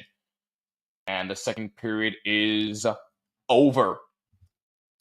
Man, oh man, we got some action here. Rangers looking definitely a lot better than their previous 3 games. So we will see if they're able to keep up the momentum going into the third period. Let's take a look at some comments here before we go to our commercial break for the night. The players, talking about Boston here, the players admitted Montgomery wasn't to blame, and the fact that they're still losing games after he's gone says it all. No player accountability. That's what I'm saying. And Connor, that also proves my point as to say, at what point do we start blaming the players for not doing their job? I've said this so many times on previous episodes of my show, From the Blue Seats, a New York Rangers podcast. Go subscribe to that if you aren't on YouTube and on all audio platforms. But I feel like there's no player accountability anymore, especially for veteran players. Take, for example, the Rangers. No veteran accountability. We see rookies getting benched for minor inconsistencies. They don't get the chance to go back out there and correct their mistakes, try and learn from it. Instead, you make a mistake? Bench. No. Veterans get a completely different treatment than rookies, and I get it to an extent, but at the same time, if you're a rookie, you should be able to go out there and make up for your mistake instead of getting benched all the damn time. It makes no sense at all. None. There's no veteran accountability, and players don't want to call the players out anymore. Sports have become so soft. It's a joke. I'm sorry. He also says get on more streams. We'll definitely get her on again real soon. Why don't players have their contracts terminated? I wish I had an answer for you, Connor. I really do not know. Like my Bruins, we added Elias Lindholm and Zadorov in the... Yeah, I mean, it's not really helping them at all, but it's still a good signing. Ish. It's wrong. Veterans are important, yes, but are not VIPs. Exactly. Thank you, Connor. That's my point. Exactly. Oh, man. There's a lot happening tonight. I went on about how Kreider shouldn't be mentioned in trade discussions, all that fun stuff. Now we're talking about player accountability. Everything's happening here tonight on a fine stream here. We're going to step aside for a few... Actually, no. You know what? No, we're not. We're going to take a look at another scoring update here.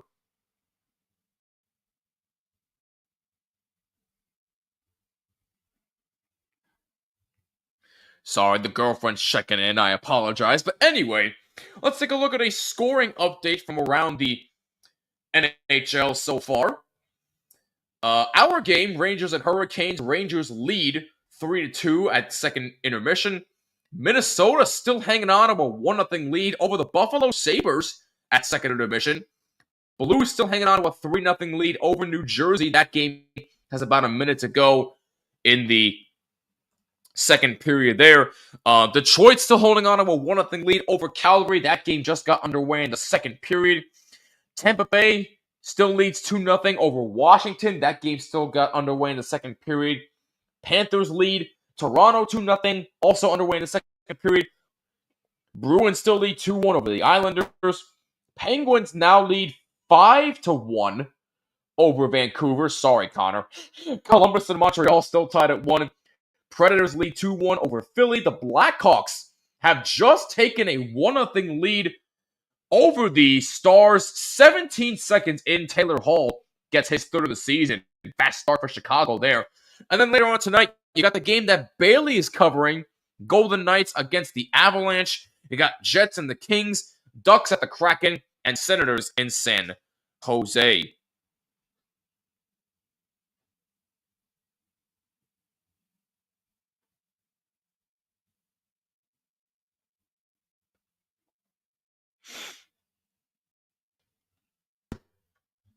See, Connor saying at least Shane Carson had the decency to leave Toronto when he knew he wasn't good enough anymore. Again, my point exactly. At least some people out there get it. But anyway, we're going to step aside for a few short moments, but when we come back, we will get you set for the third period of play. After 40 minutes of action-packed play, the Rangers lead the Hurricanes 3-2 in Raleigh. So don't you go anywhere. We'll be right back on THPN.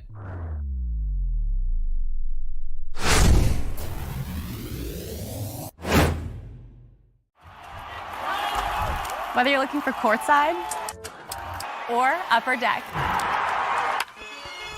opening day or opening night, comedy or concerts.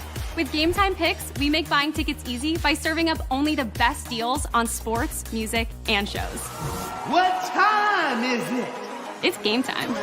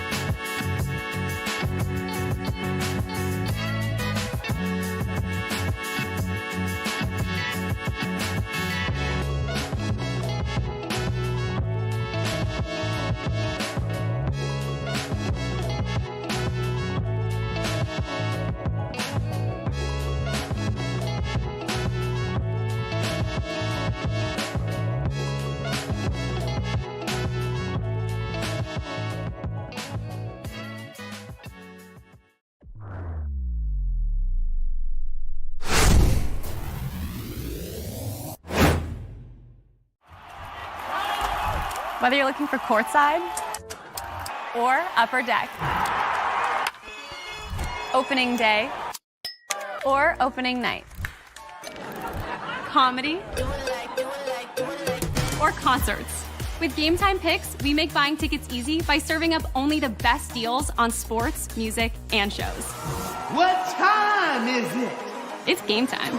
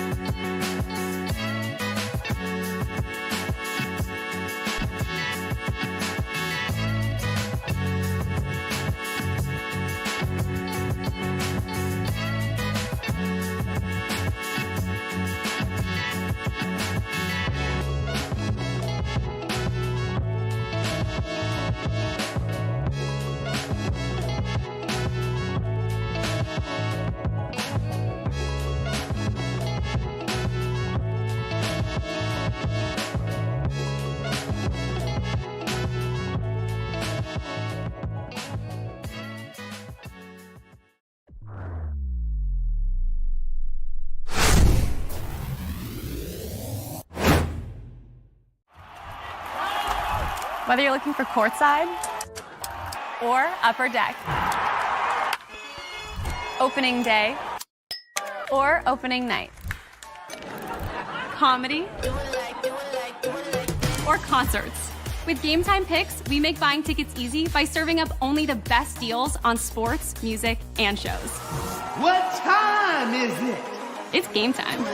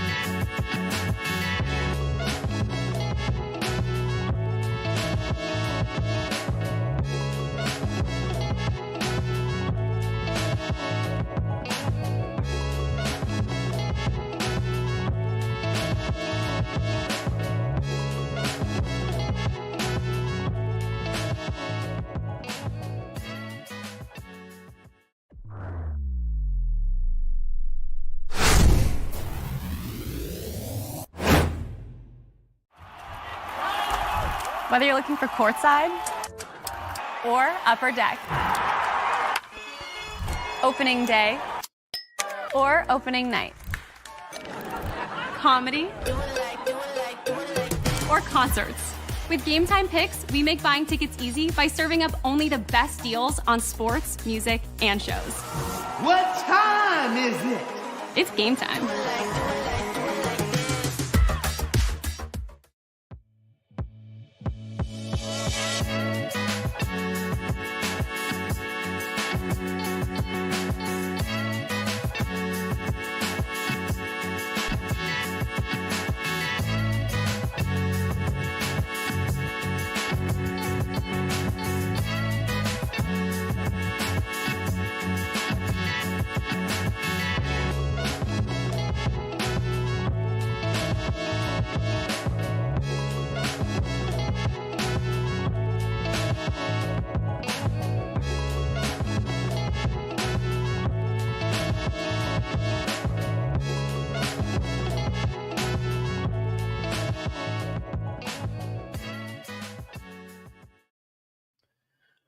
Welcome back to THPN. My name is Jimmy Finizzi. I am the host of From the Blue Seats, a New York Rangers podcast on the Hockey Podcast Network. We are in the middle of Rangers versus Hurricanes coverage. We were joined by Bailey Curtis earlier on in the afternoon of the evening, I should say, of the Surge Cast. Make sure you go follow the Surge Cast wherever you get your podcasts, as well as on YouTube, and go follow Bailey on Twitter at Bailey Curtis with 2 Y's, by the way. So go follow her. She is getting ready to cover Avalanche and Vegas tonight. That game happening at about 10:10 tonight, 10:22 Eastern time, as Bailey said. We're getting you set for the third period between the Rangers and the Hurricanes, as the Rangers have a 3-2 lead over Carolina. Let's take a look at how we got here. So, first period, Jack Drury started off the scoring from Natchez and Orlov at 4:53. Zach Jones then took a holding penalty for the Rangers at 7:56. And then Drury took a penalty for slashing at 11:13. Then not shortly after that, at 17:38, Johnny Brodzinski got his second from Vesey and Lindgren. And then Will Cooley took a holding penalty at 19:12. Carolina had a power play that carried over into the second period. And then ultimately, Seth Jarvis would score with 1 second remaining on that power play from Natchez and Aho at 1:11. And then at 9:13, Brett Barard gets his first NHL goal, assisted by Will Cooley and Zach Jones. And then Keandre Miller takes a tripping penalty at 15:33. And then at 18:49, Adam Ekstrom scores from Riley Smith and Adam Fox. That is where we stand right now, getting you set for the third period of play. RJ says, news, New Jersey forward Timo Meier got... Oh, yes, I did hear about this. Timo Meier got suspended for 1 game for that cross-check against the Predator player. Yeah, that's... I guess it's okay, but wasn't there another player that should have been ejected or suspended for something? I think Neil was pointing it out on Twitter at Devil State. Go follow him, by the way, if you're a Devils fan out there. But I don't know how to feel about that, but we'll see. Meanwhile, it looks like Brock Nelson has tied the game for the Islanders. Sorry about that, Jared, but hey, it's a whole new hockey game. You know anything's possible, so hopefully for your sake, the Bruins will come back for you. We're going to step aside one last time tonight, but when we come back, the third period will commence. Don't you go anywhere. We'll be right back on THPN.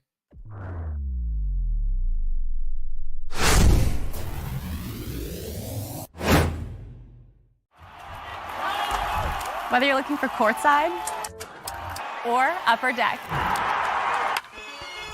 Opening day or opening night. Comedy or concerts. With Gametime Picks, we make buying tickets easy by serving up only the best deals on sports, music, and shows. What time is it? It's game time.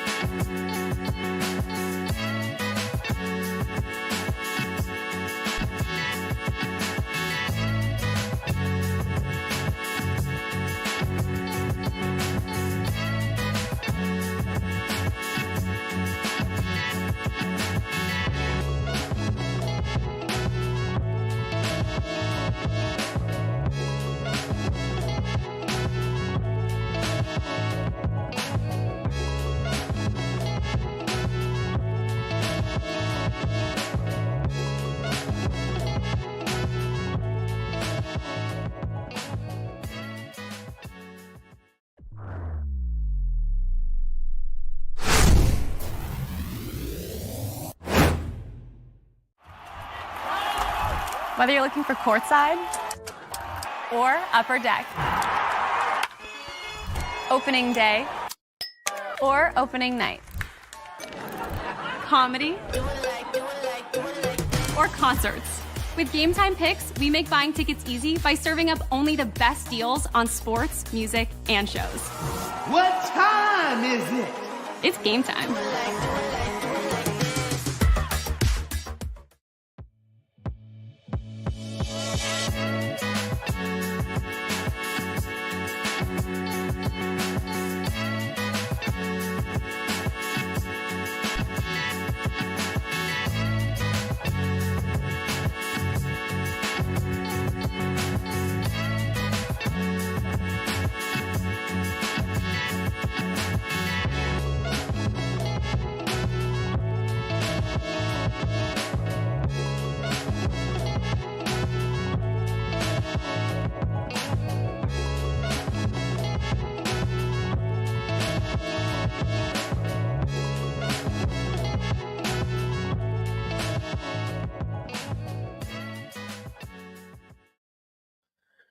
Well, we always hate reporting some sad news here on THPN, but courtesy of RJ, a high school hockey player named Colin Brown, who was shot by a stray bullet while riding home from a game near St. Louis, has unfortunately passed away at the incredible young age of 16. He was shot by the stray bullet around 10:30 p.m. on Saturday at Interstate 55 near Lawborough Avenue as his family was driving home from one of his hockey games. And he was a student of Christian Brother College High School in St. Louis County. Colin's father said he wanted to see a doctor Wednesday afternoon, and then, well, obviously we know what happened there. But all the best goes out to the Brown family during this difficult time. Rest in peace to Colin. Certainly a rising young player. Certainly will be sorely missed. Taken from us far too soon. So rest in peace, Colin, and thoughts and prayers go out to the Brown family. So news like that you never want to hear, but whenever news does break, we do have to report it. So you got to do what you got to do sometimes in the business. But let's move on to more positive things, because we had ourselves a game here in Carolina. The Rangers have a 3-2 lead. Oh, yeah, I heard about the ref, too. Yeah, rest in peace to Mike Hasenfratz as well. Sorry if I'm pronouncing his last name incorrect, but he also passed away at 58. Yeah, God rest his soul, too. Wow. Man, oh, man. But anyway, on to more positive news here from a Rangers standpoint. They have a lead.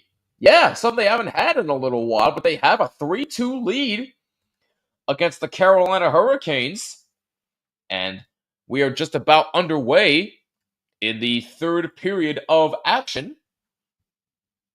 My stream all of a sudden is not working here. I apologize. I'll get that back up and loaded ASAP. But yeah, I like what I'm seeing in this game from the Rangers. They've been playing certainly a lot better than the previous 3 games that they have lost. You know, they actually are starting to help each other out. They're helping out Shesterkin. This is something that I want to keep seeing from them the rest of the way. So good on the Rangers, and hopefully they can keep it up. I really, really hope they keep it up for my sake, at least. Oh my goodness.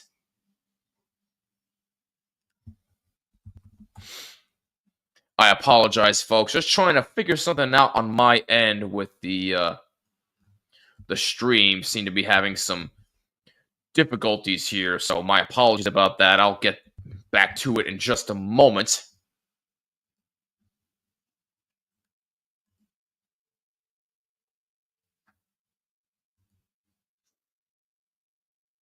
And there we go. I got something back. My apologies about that, but now I can get back in the action for you as, Bruins retake the lead. Morgan Geeky scores, so thank you for that, Jared. Just underway in the third period from Raleigh, North Carolina. Rangers have a 3-2 lead Adam Edstrom scoring the most recent goal for the Rangers.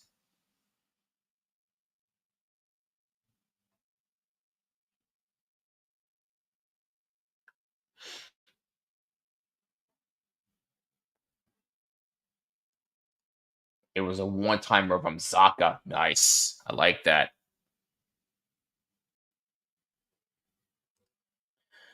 Unfortunately, we cannot show any games on here because we will get in trouble by the copyright police. So, unfortunately, this is all you get. I apologize. If you want to watch the game, you can watch it on the Gotham Sports app, or you can watch it locally on MSG Networks.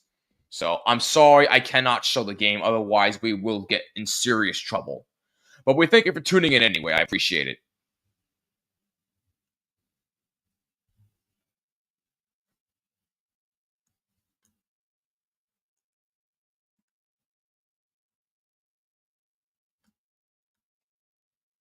But at least you said please. So, at least you were nice about it. So, I still appreciate your support.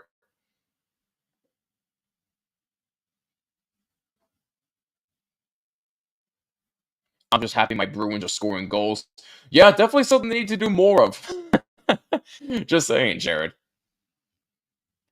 2:30 gone by, third period. Rangers with a 3-2 lead, and now here they come. Sam Carrick moving in. He just decides to dump it in the zone. Johnny Brzezinski plays it behind the net.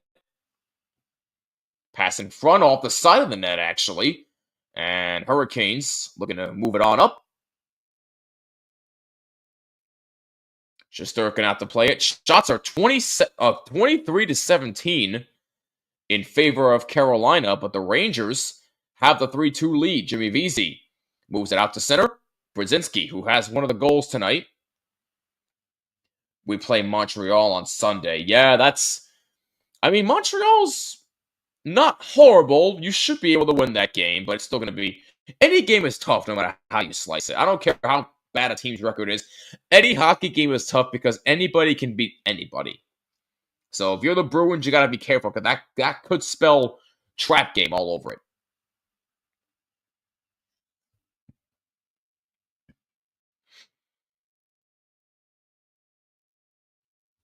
And now we got a delayed penalty call against Carolina.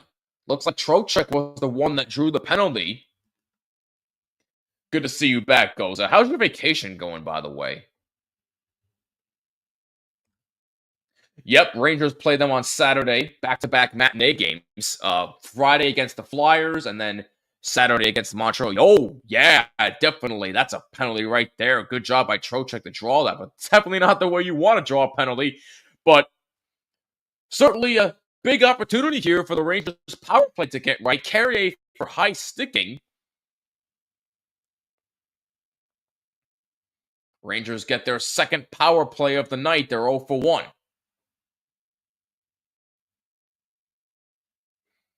Face-off taken by Carolina. Loose puck.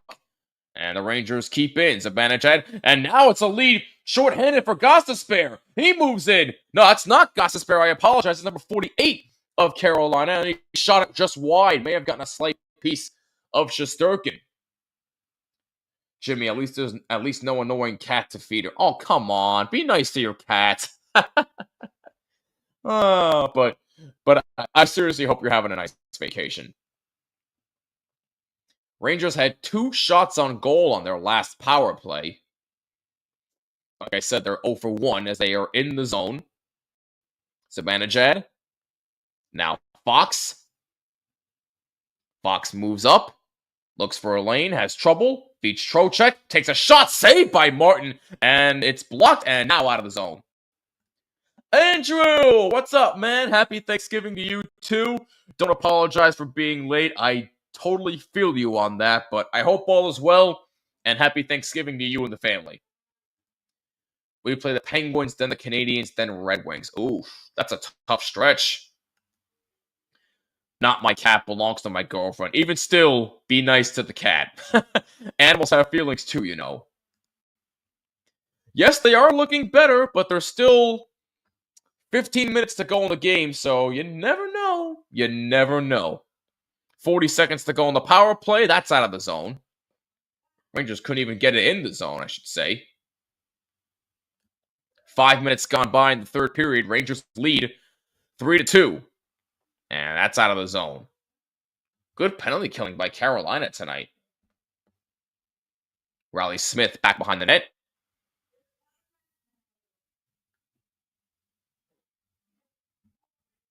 Rangers trying to move in. Good play by Kakko. He gets a shot off the side of the net.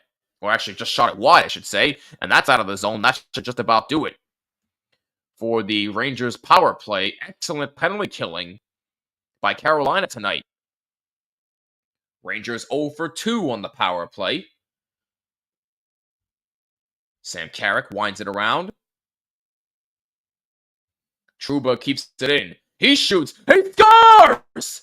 Oh no! Went off the side of the net. I thought that went in. Jeez, I'm pretty sure everybody in the building thought that went in. Oh man, but Jacob Trouba with a good chance. I thought he had a goal. Wow. Oh, you gotta laugh at yourself once in a while. Sam Carrick moving in the zone. And that's intercepted.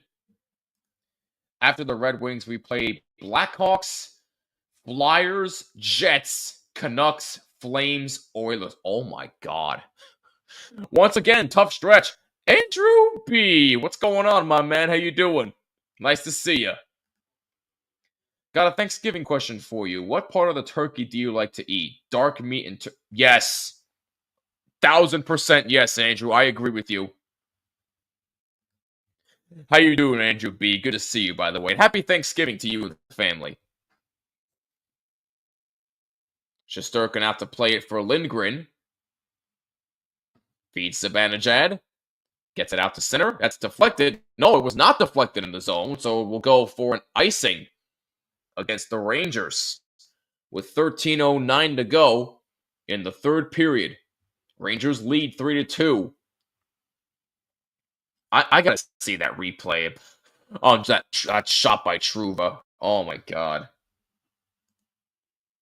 Oh yes, that's right. I totally forgot. I apologize. But hey, look, happy holidays to you and the family. I still hope it goes very well. We have the toughest road stretch of all road games in Canada. Certainly looks like it. But good luck to you, seriously. Turkey legs for me. Yeah, turkey legs or dark meat for sure for me. 100% with you guys. I have a Thanksgiving question for all of you now. What is your favorite Thanksgiving Day tradition? Like, what do you guys like to do on Thanksgiving? Meanwhile, 12:35 to go in the third. 3-2 Rangers. And considering tomorrow is Thanksgiving, you know, I gotta ask a Thanksgiving question. Yes, Canadian Thanksgiving is in October. I did forget that. I apologize, Andrew. Meanwhile, that shot a good save by Shesterkin. And he hangs on. 12:21 to go. Third period, Rangers with a 3-2 lead. Jacob, unfortunately, I cannot play the sound of the game either for the same reason that I cannot show the game. Copyright reasons. I really apologize about that, and I really hope you understand, but please stop asking that, all right? I still appreciate your support, but we cannot show or play any sound of the game, otherwise we'll get in serious trouble, and I'd rather not have that on my plate right now, but thank you for watching anyway. I have the Jets beating us. Probably the Flames. Oilers will be at us. I gotcha. Whatever float your boat. Watch football. All right. I like that tradition. I like that. Spend time with family. Have some pumpkin pie. Oh, that sounds so good right now. Oh. By the way, speaking of which, now I got another question. What's everyone's favorite Thanksgiving dish? It can be literally anything. It could be the main course, side dish, dessert. What's just your favorite Thanksgiving food to have? Because I know my favorite, but I want to hear from you guys first. Football. All right, I got you, Andrew. Usually watch football, then have turkey dinner, and watch a Thanksgiving movie. Ah, very good. Before turkey coma kicks in. Yeah, you already know that coma's gonna kick in. Spending time with family. Oh, I like that, man. I'm a little tired, but I am doing just fine. I hope you're well too, Andrew. Nobody should ever eat raw turkey, but I assume your answer is turkey. That's fair enough. Pumpkin cheese. Oh. Is it bad for me to say that's better than pumpkin pie? I really love pumpkin cheesecake. I'm sorry. Montreal cranberry pie. Speaking of pie, nice. Turkey legs and fresh mashed potatoes and pumpkin pie. So, ooh, chocolate cream. Nobody ever talks about chocolate cream pie. That gets a bad rap. I'm sorry. That gets a bad rap for no reason. Unless you hate chocolate, I don't see how you couldn't like it. Meanwhile, back in the ice here, 12:18 to go. Third period, Rangers with a 3-2 lead.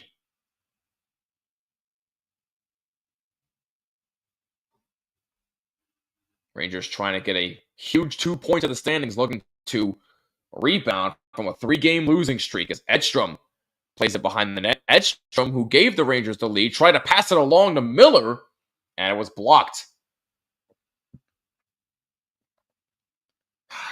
Adam, what did you do this time? Why were you in trouble?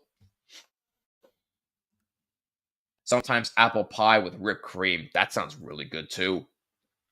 I don't know if you heard of this movie, but oh, of course I have, Andrew. Who hasn't seen Planes, Trains, and Automobiles? Come on, man. That's a classic. Absolutely, I've seen that movie.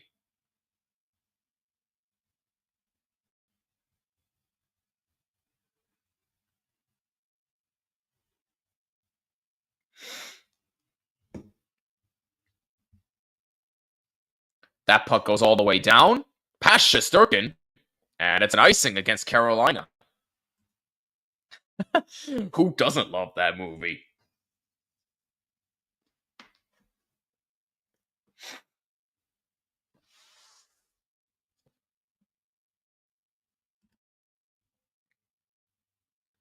Oh, God. I don't want to know, Goza. I don't want to know. I want your Rangers to get revenge on the Panthers. God, I hope so. I hope so. If they play in the playoffs again, then I definitely want to get revenge against them. So we'll see, Jared.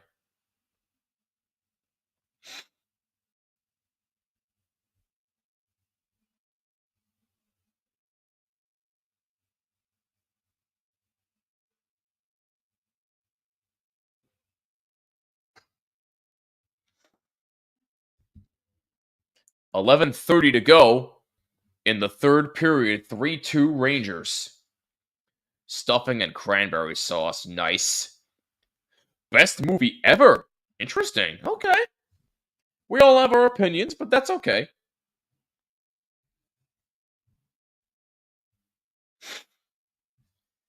Which team could beat the Panthers in the Stanley Cup? I know the Knights did. Yeah, Vegas did. Who else could beat them? That's a good question, Jared.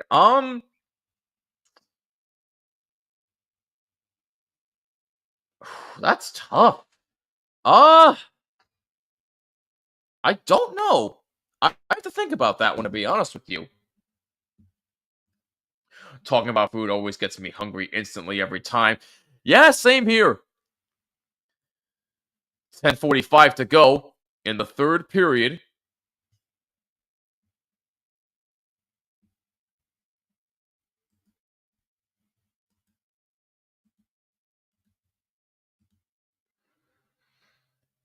Carolina now in the corner. That wraparound try, they score! The wraparound try succeeds, and Carolina has tied the game. Kakaniemi has scored. Definitely something I missed there. I don't know why my stream is causing me all kinds of problems here. I apologize, but we got ourselves a tie game. Carolina not going away quietly. Oh, for the love of God, not again. Hmm? They could, but do you trust them come playoff time? That's the question. I know, you think it's the best movie ever. I know. Let me see if I can try and fix something here with the stream. We're in a commercial break, so let's see what I can do here.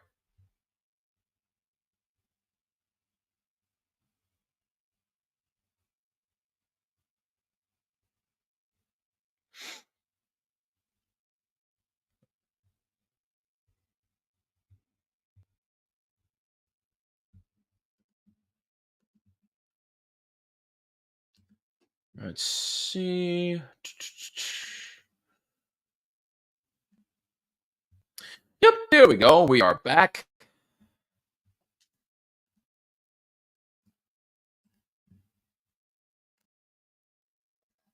Yep, perfect. Now we are officially back in business, hopefully.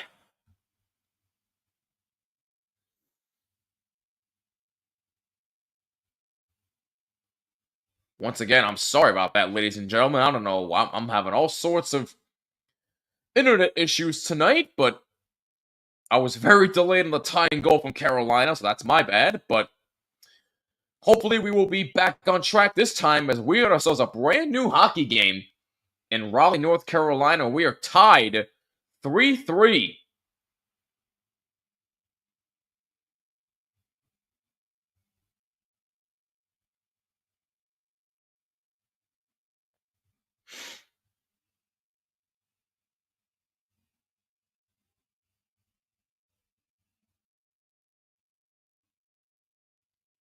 By the way, I just want to give you guys a heads up now. My next live stream will be Wednesday, December 11th for Rangers versus Sabres. I know it's not really a highlight reel game, but I will be live for that game. December 11th, Rangers versus Sabres, 7 p.m. Eastern Time puck drop, so make sure you tune in for that one. It should hopefully be a fun time. And I'll actually be at the game against the Seattle Kraken at MSG on December 8th, and a delayed penalty call, a tripping penalty. And looks like this is against the Rangers. And now we got some action here involving Marty Necas and Trocheck after the penalty was called.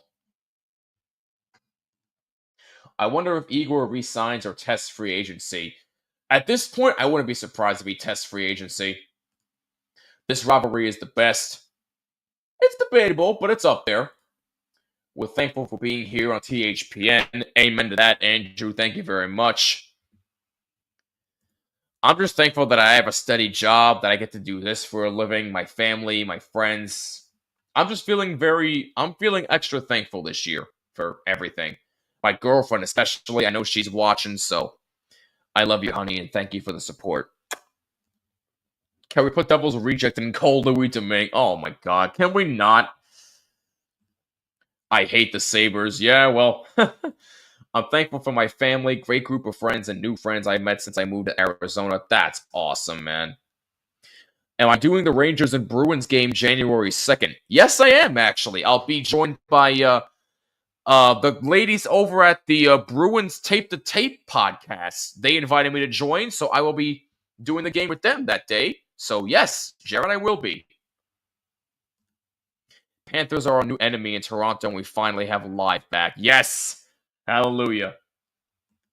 And by the way, sorry, Andrew H., but it went final in New Jersey. The Devils get shut out by St. Louis 3-0. Ouch. Oh, that angle try by Marty Necas, saved by Shesterkin. Carolina is still on the power play. Wild still hold the 1-0 lead over the Sabres. Speaking of which, Panthers lead 3-1 over Toronto. I'm thankful to have you as a friend. I'm thankful for you, man. I'm thankful for all of you. I love all of you very much, and I appreciate all of your love and support. I really wouldn't be where I am covering this team if it wasn't for you guys always tuning in. So thank you very much. My nephew and my stepbrother, not actually, and my stepdad also. Oh, wow. It was bound to happen. Oh, they're at the Leafs? Oh, okay. Nice. Meanwhile, here come the Hurricanes moving on in. That shot, score! With 30 seconds to go on the power play, Blake has given Carolina a 4-3 lead.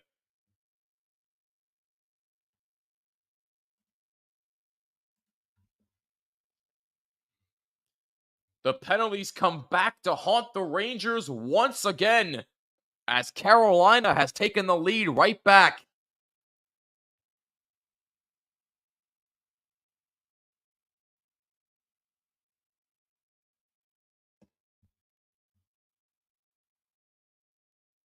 That was just brilliant passing in front, and what a shot by Blake.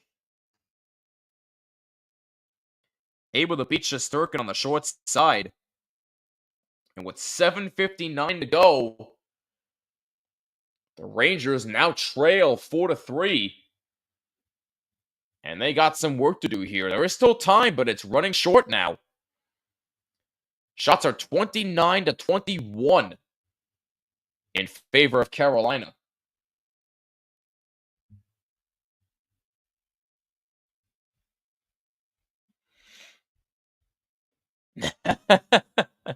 I have a feeling I know what he's gonna say on social media already, Adam, so who knows? I'll have to check later. 3 seconds left? Oh my god, wow. Dang. Oh, of the Brew Jackets? He's doing very well. Thank you for asking. I'll be sure to pass along the message. Canes are doing this without Freddie Anderson. Yeah, that explains a lot about how good this team is still.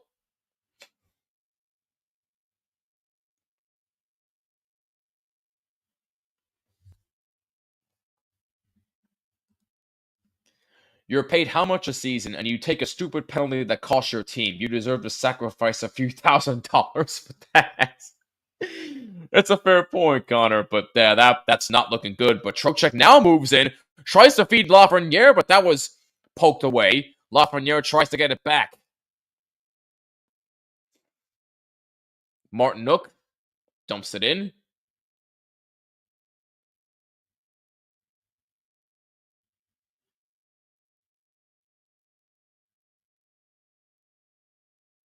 Carolina keeps in the zone with 6:27 to go. Third period. 10th goal of the year for Nelson. Nice. We have the old Ottawa goalie. Oh, I forgot about that. Okay. Meanwhile, that puck goes into the Carolina bench and play stops with 6:17 to go in the third period.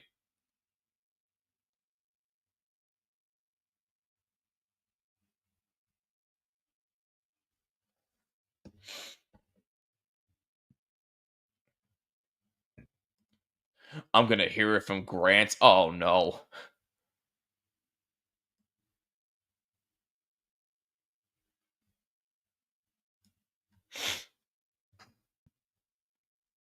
Face off just outside the Carolina zone.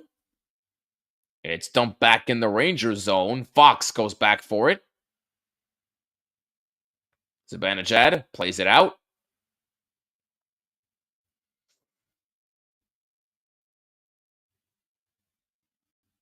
Hey, come on, be nice. Grant's cool. Oh, Adam.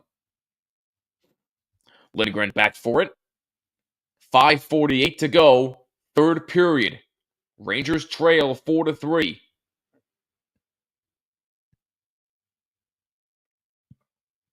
Martin out to play the loose puck. Shane Gostisbehere dumps it in. Number 4 for Carolina. Islanders are without Barzal and Duclair. Yeah. That's kind of surprising. He's a good lad, though, despite his wrong team fandom. No, Grant's cool, though. Oh, what a snatch there by Shesterkin.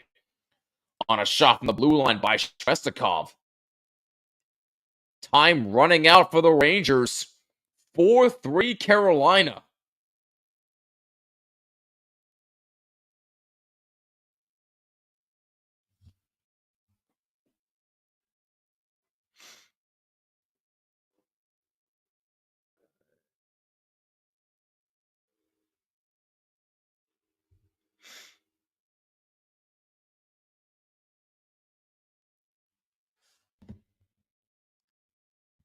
Grant, one of the best on here. He absolutely is. I agree with you.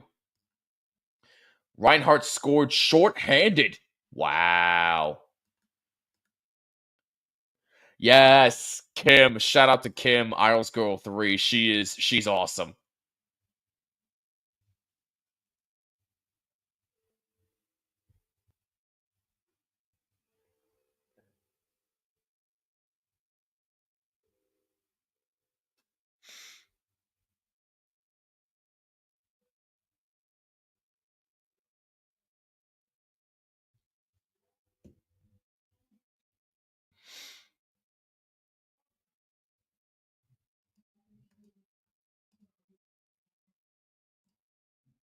I know why Florida re-signed Reinhardt.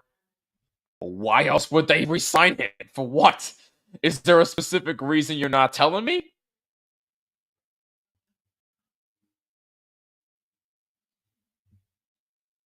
I don't know.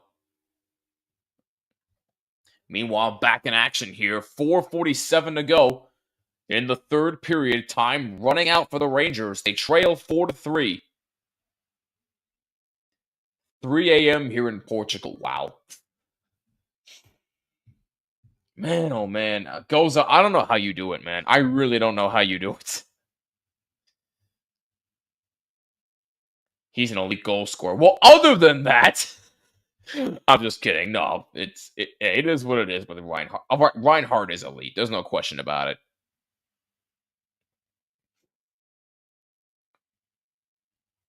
Adam Fox racing down for the puck. Panarin. Panarin been awfully quiet tonight. Hasn't really gotten much anything going. Here's Trocheck trying to pass for Panarin in front, but it was blocked. 4 minutes to go, third period. Keep an eye on Shesterkin. See if and when the Rangers pull him.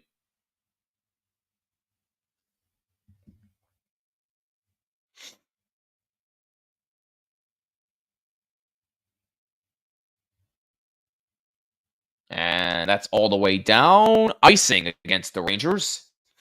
3:43 to go.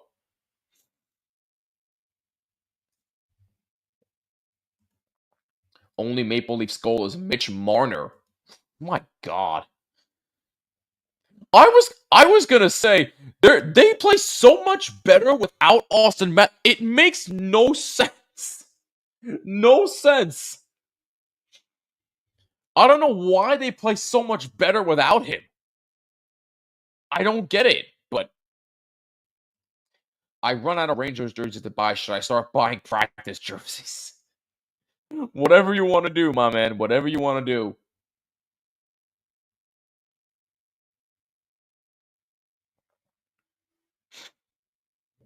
Another icing call here against the Rangers. 3:25 to go in the third.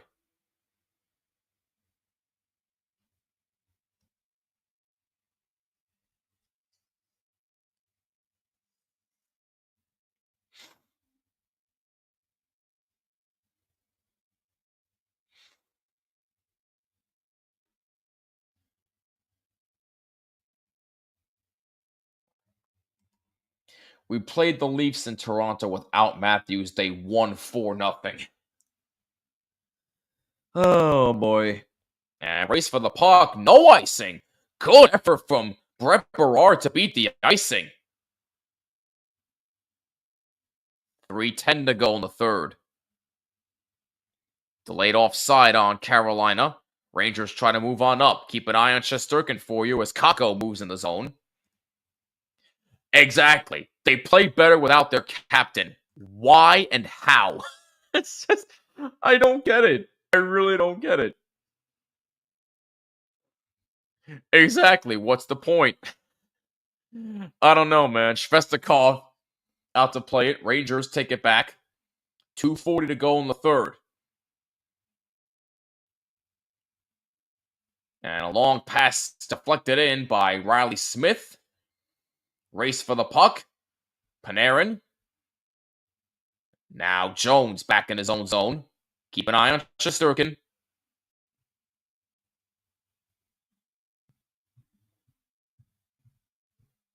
Here comes Trocheck. Moving in. Good play by number 5 of Carolina to negate a pass. Shesterkin goes to the bench. Rangers' net is empty. Extra skater on with 2:10 to go in the third. Zibanejad with the puck.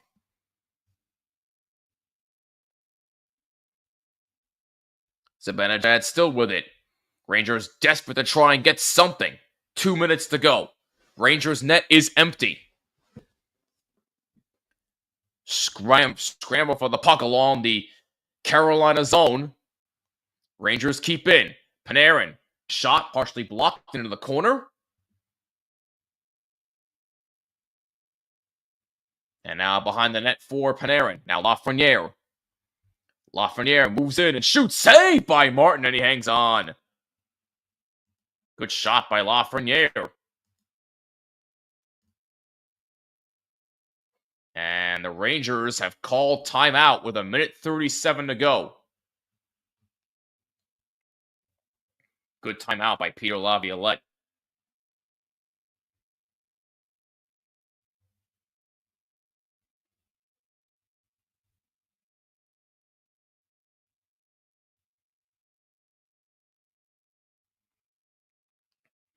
All other Leaf players equals normal taxis. Austin Matthews equals Uber. That's really funny. That's really funny. I didn't think of it like that. I bet the Maple Leafs will make it past the first round without Matthews. If they keep this up, they actually might.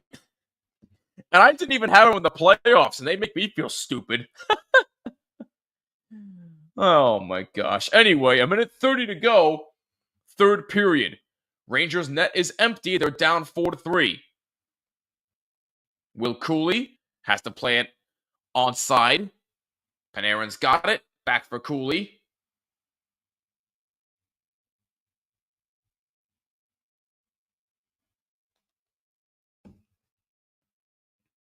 And a shot to the empty net. Oh, it just skips wide.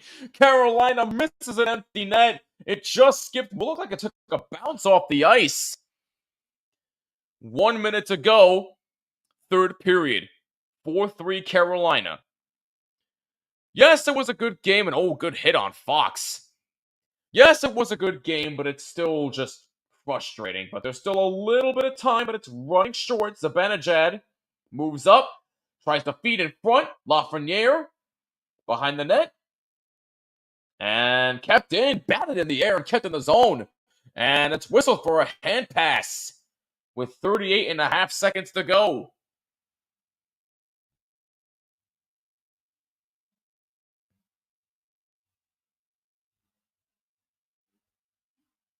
And Fox looks like he's hurting a little bit. Let's see where that puck landed. Oh, wow. The guy lifted it up and it just bounced on the ice. He just missed it. Wow. You guys will figure it out. This season was a slow start. I'm sure they will at some point, but it's still frustrating. I don't know, man.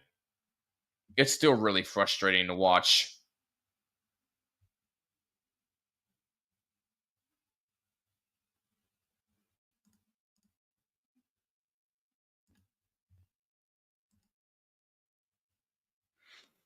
$20 seconds to go.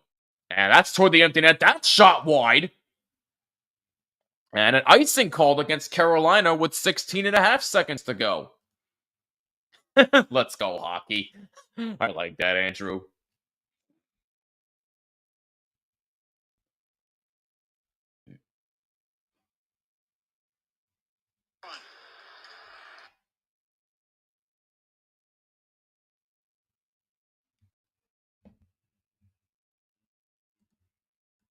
Sorry about that. Unexpected sound from my phone there. Face-off won by the Rangers. Fox keeps in.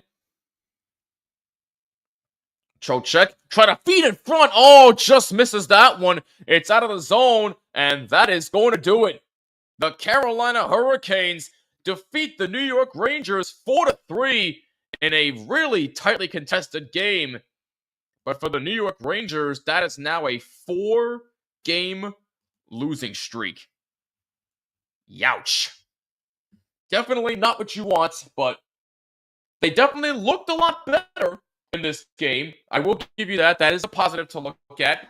You know, Brett Barard scoring his first NHL goal. Congratulations to him. It sucks that it came in a loss, but even still, congrats to him. Edstrom getting on the score sheet. You love to see that. But it's just frustrating. You know, it's a frustrating time right now for Ranger Nation. Do I think it'll get better? Yes, eventually, but something's got to give, man. You know, I don't care what this team has to do, but again, I'm telling you right now, if they end up trading Chris Kreider, then I will lose all respect for this franchise. You know, that's one move you don't need to make. Do not do that. But anything else you can do, fine by me. You want to trade Trouba, you want to trade Miller, go right ahead. I'm all for that. But it's just frustrating times in Ranger Town right now, and hopefully they can snap this 4-game streak against the Flyers on Friday, but that's not going to be easy either. But we shall see. Have a good Thanksgiving, and sorry about your Rangers. I feel your stress. Hey, listen, there's only so much I can do. I'm just the announcer. So, but no, in all seriousness, have a wonderful Thanksgiving, Jared. Thank you for tuning in. As always, I appreciate you. Yeah, it is bull crap, but I hope it gets better. Rangers are a good team, but never show up in the playoffs. Yeah, that sounds about right, Andrew. Yes, Thanksgiving parade is tomorrow. Unfortunately, I'll be missing it because of work. Yes, I have to work on Thanksgiving, but it is what it is. But Chris Drury needs to stay with the Rangers. I agree with you. He's done a good job. GG's, thank you. Right, I better go before I'm in trouble again. Well, we're just about done here for the night. Thank you guys so much for tuning in. If you like what you saw, make sure you hit that like button and subscribe and hit that bell so you're notified of all live streams and new episodes of the Terry Ryan Show and everything we do here on THPN. And as always, we are presented by DraftKings. Use code THPN at sign up. New customers bet $5, get $150 instantly in bonus bets only at DraftKings. The crown is US, must be 21 or older in select states, and please play responsibly. Also sponsored by Gametime. Take all the guesswork out of buying tickets with the Gametime Picks feature. Download the Gametime app, create an account, and use code THPN for $20 off your first purchase. Once again, the final score tonight, the Carolina Hurricanes defeat the New York Rangers 4-3. And on behalf of all of us here at THPN, we just want to say, for all of our American audience out there, have a wonderful Thanksgiving. And for the rest of everybody out there, have a wonderful holiday season. We are truly, eternally thankful for all of you. None of this success on the channel would be possible if it was not for viewers and listeners like you guys. So thank you guys very much for all of your constant love and support over the years, especially for me, the new guy coming into this year. Well, my second year covering this team, but even still, I'm technically still new here, but I really wouldn't have gotten this far if it wasn't for the support of my family, my friends, and all of you, really. So I'm really thankful. All of us here at THPN are thankful for all of you. So just thank you for everything, seriously. And we can't wait to show you what's next. We got big things coming up in 2025, but that's for another date. I'm sure Kyle and Dylan will tell you guys more about that when the time is right. But until then, stick with us. It'll be worth your while. But again, happy Thanksgiving and happy holidays to everybody out there. Thank you again for tuning in. My name is Jimmy Finizzi. Go subscribe to my show From the Blue Seats, a New York Rangers podcast on YouTube and all audio platforms. I'll have a new episode coming out probably by either Sunday or Monday of this upcoming week, so stay tuned for that. And my next live stream will be Wednesday, December 11th, Rangers versus the Sabres, 7 p.m. Eastern Time puck drop. But until then, take care of yourselves. Thank you again for tuning in to another THPN Watch Party, and we will catch you in the next one. Happy Thanksgiving and happy holidays. Peace, and take care.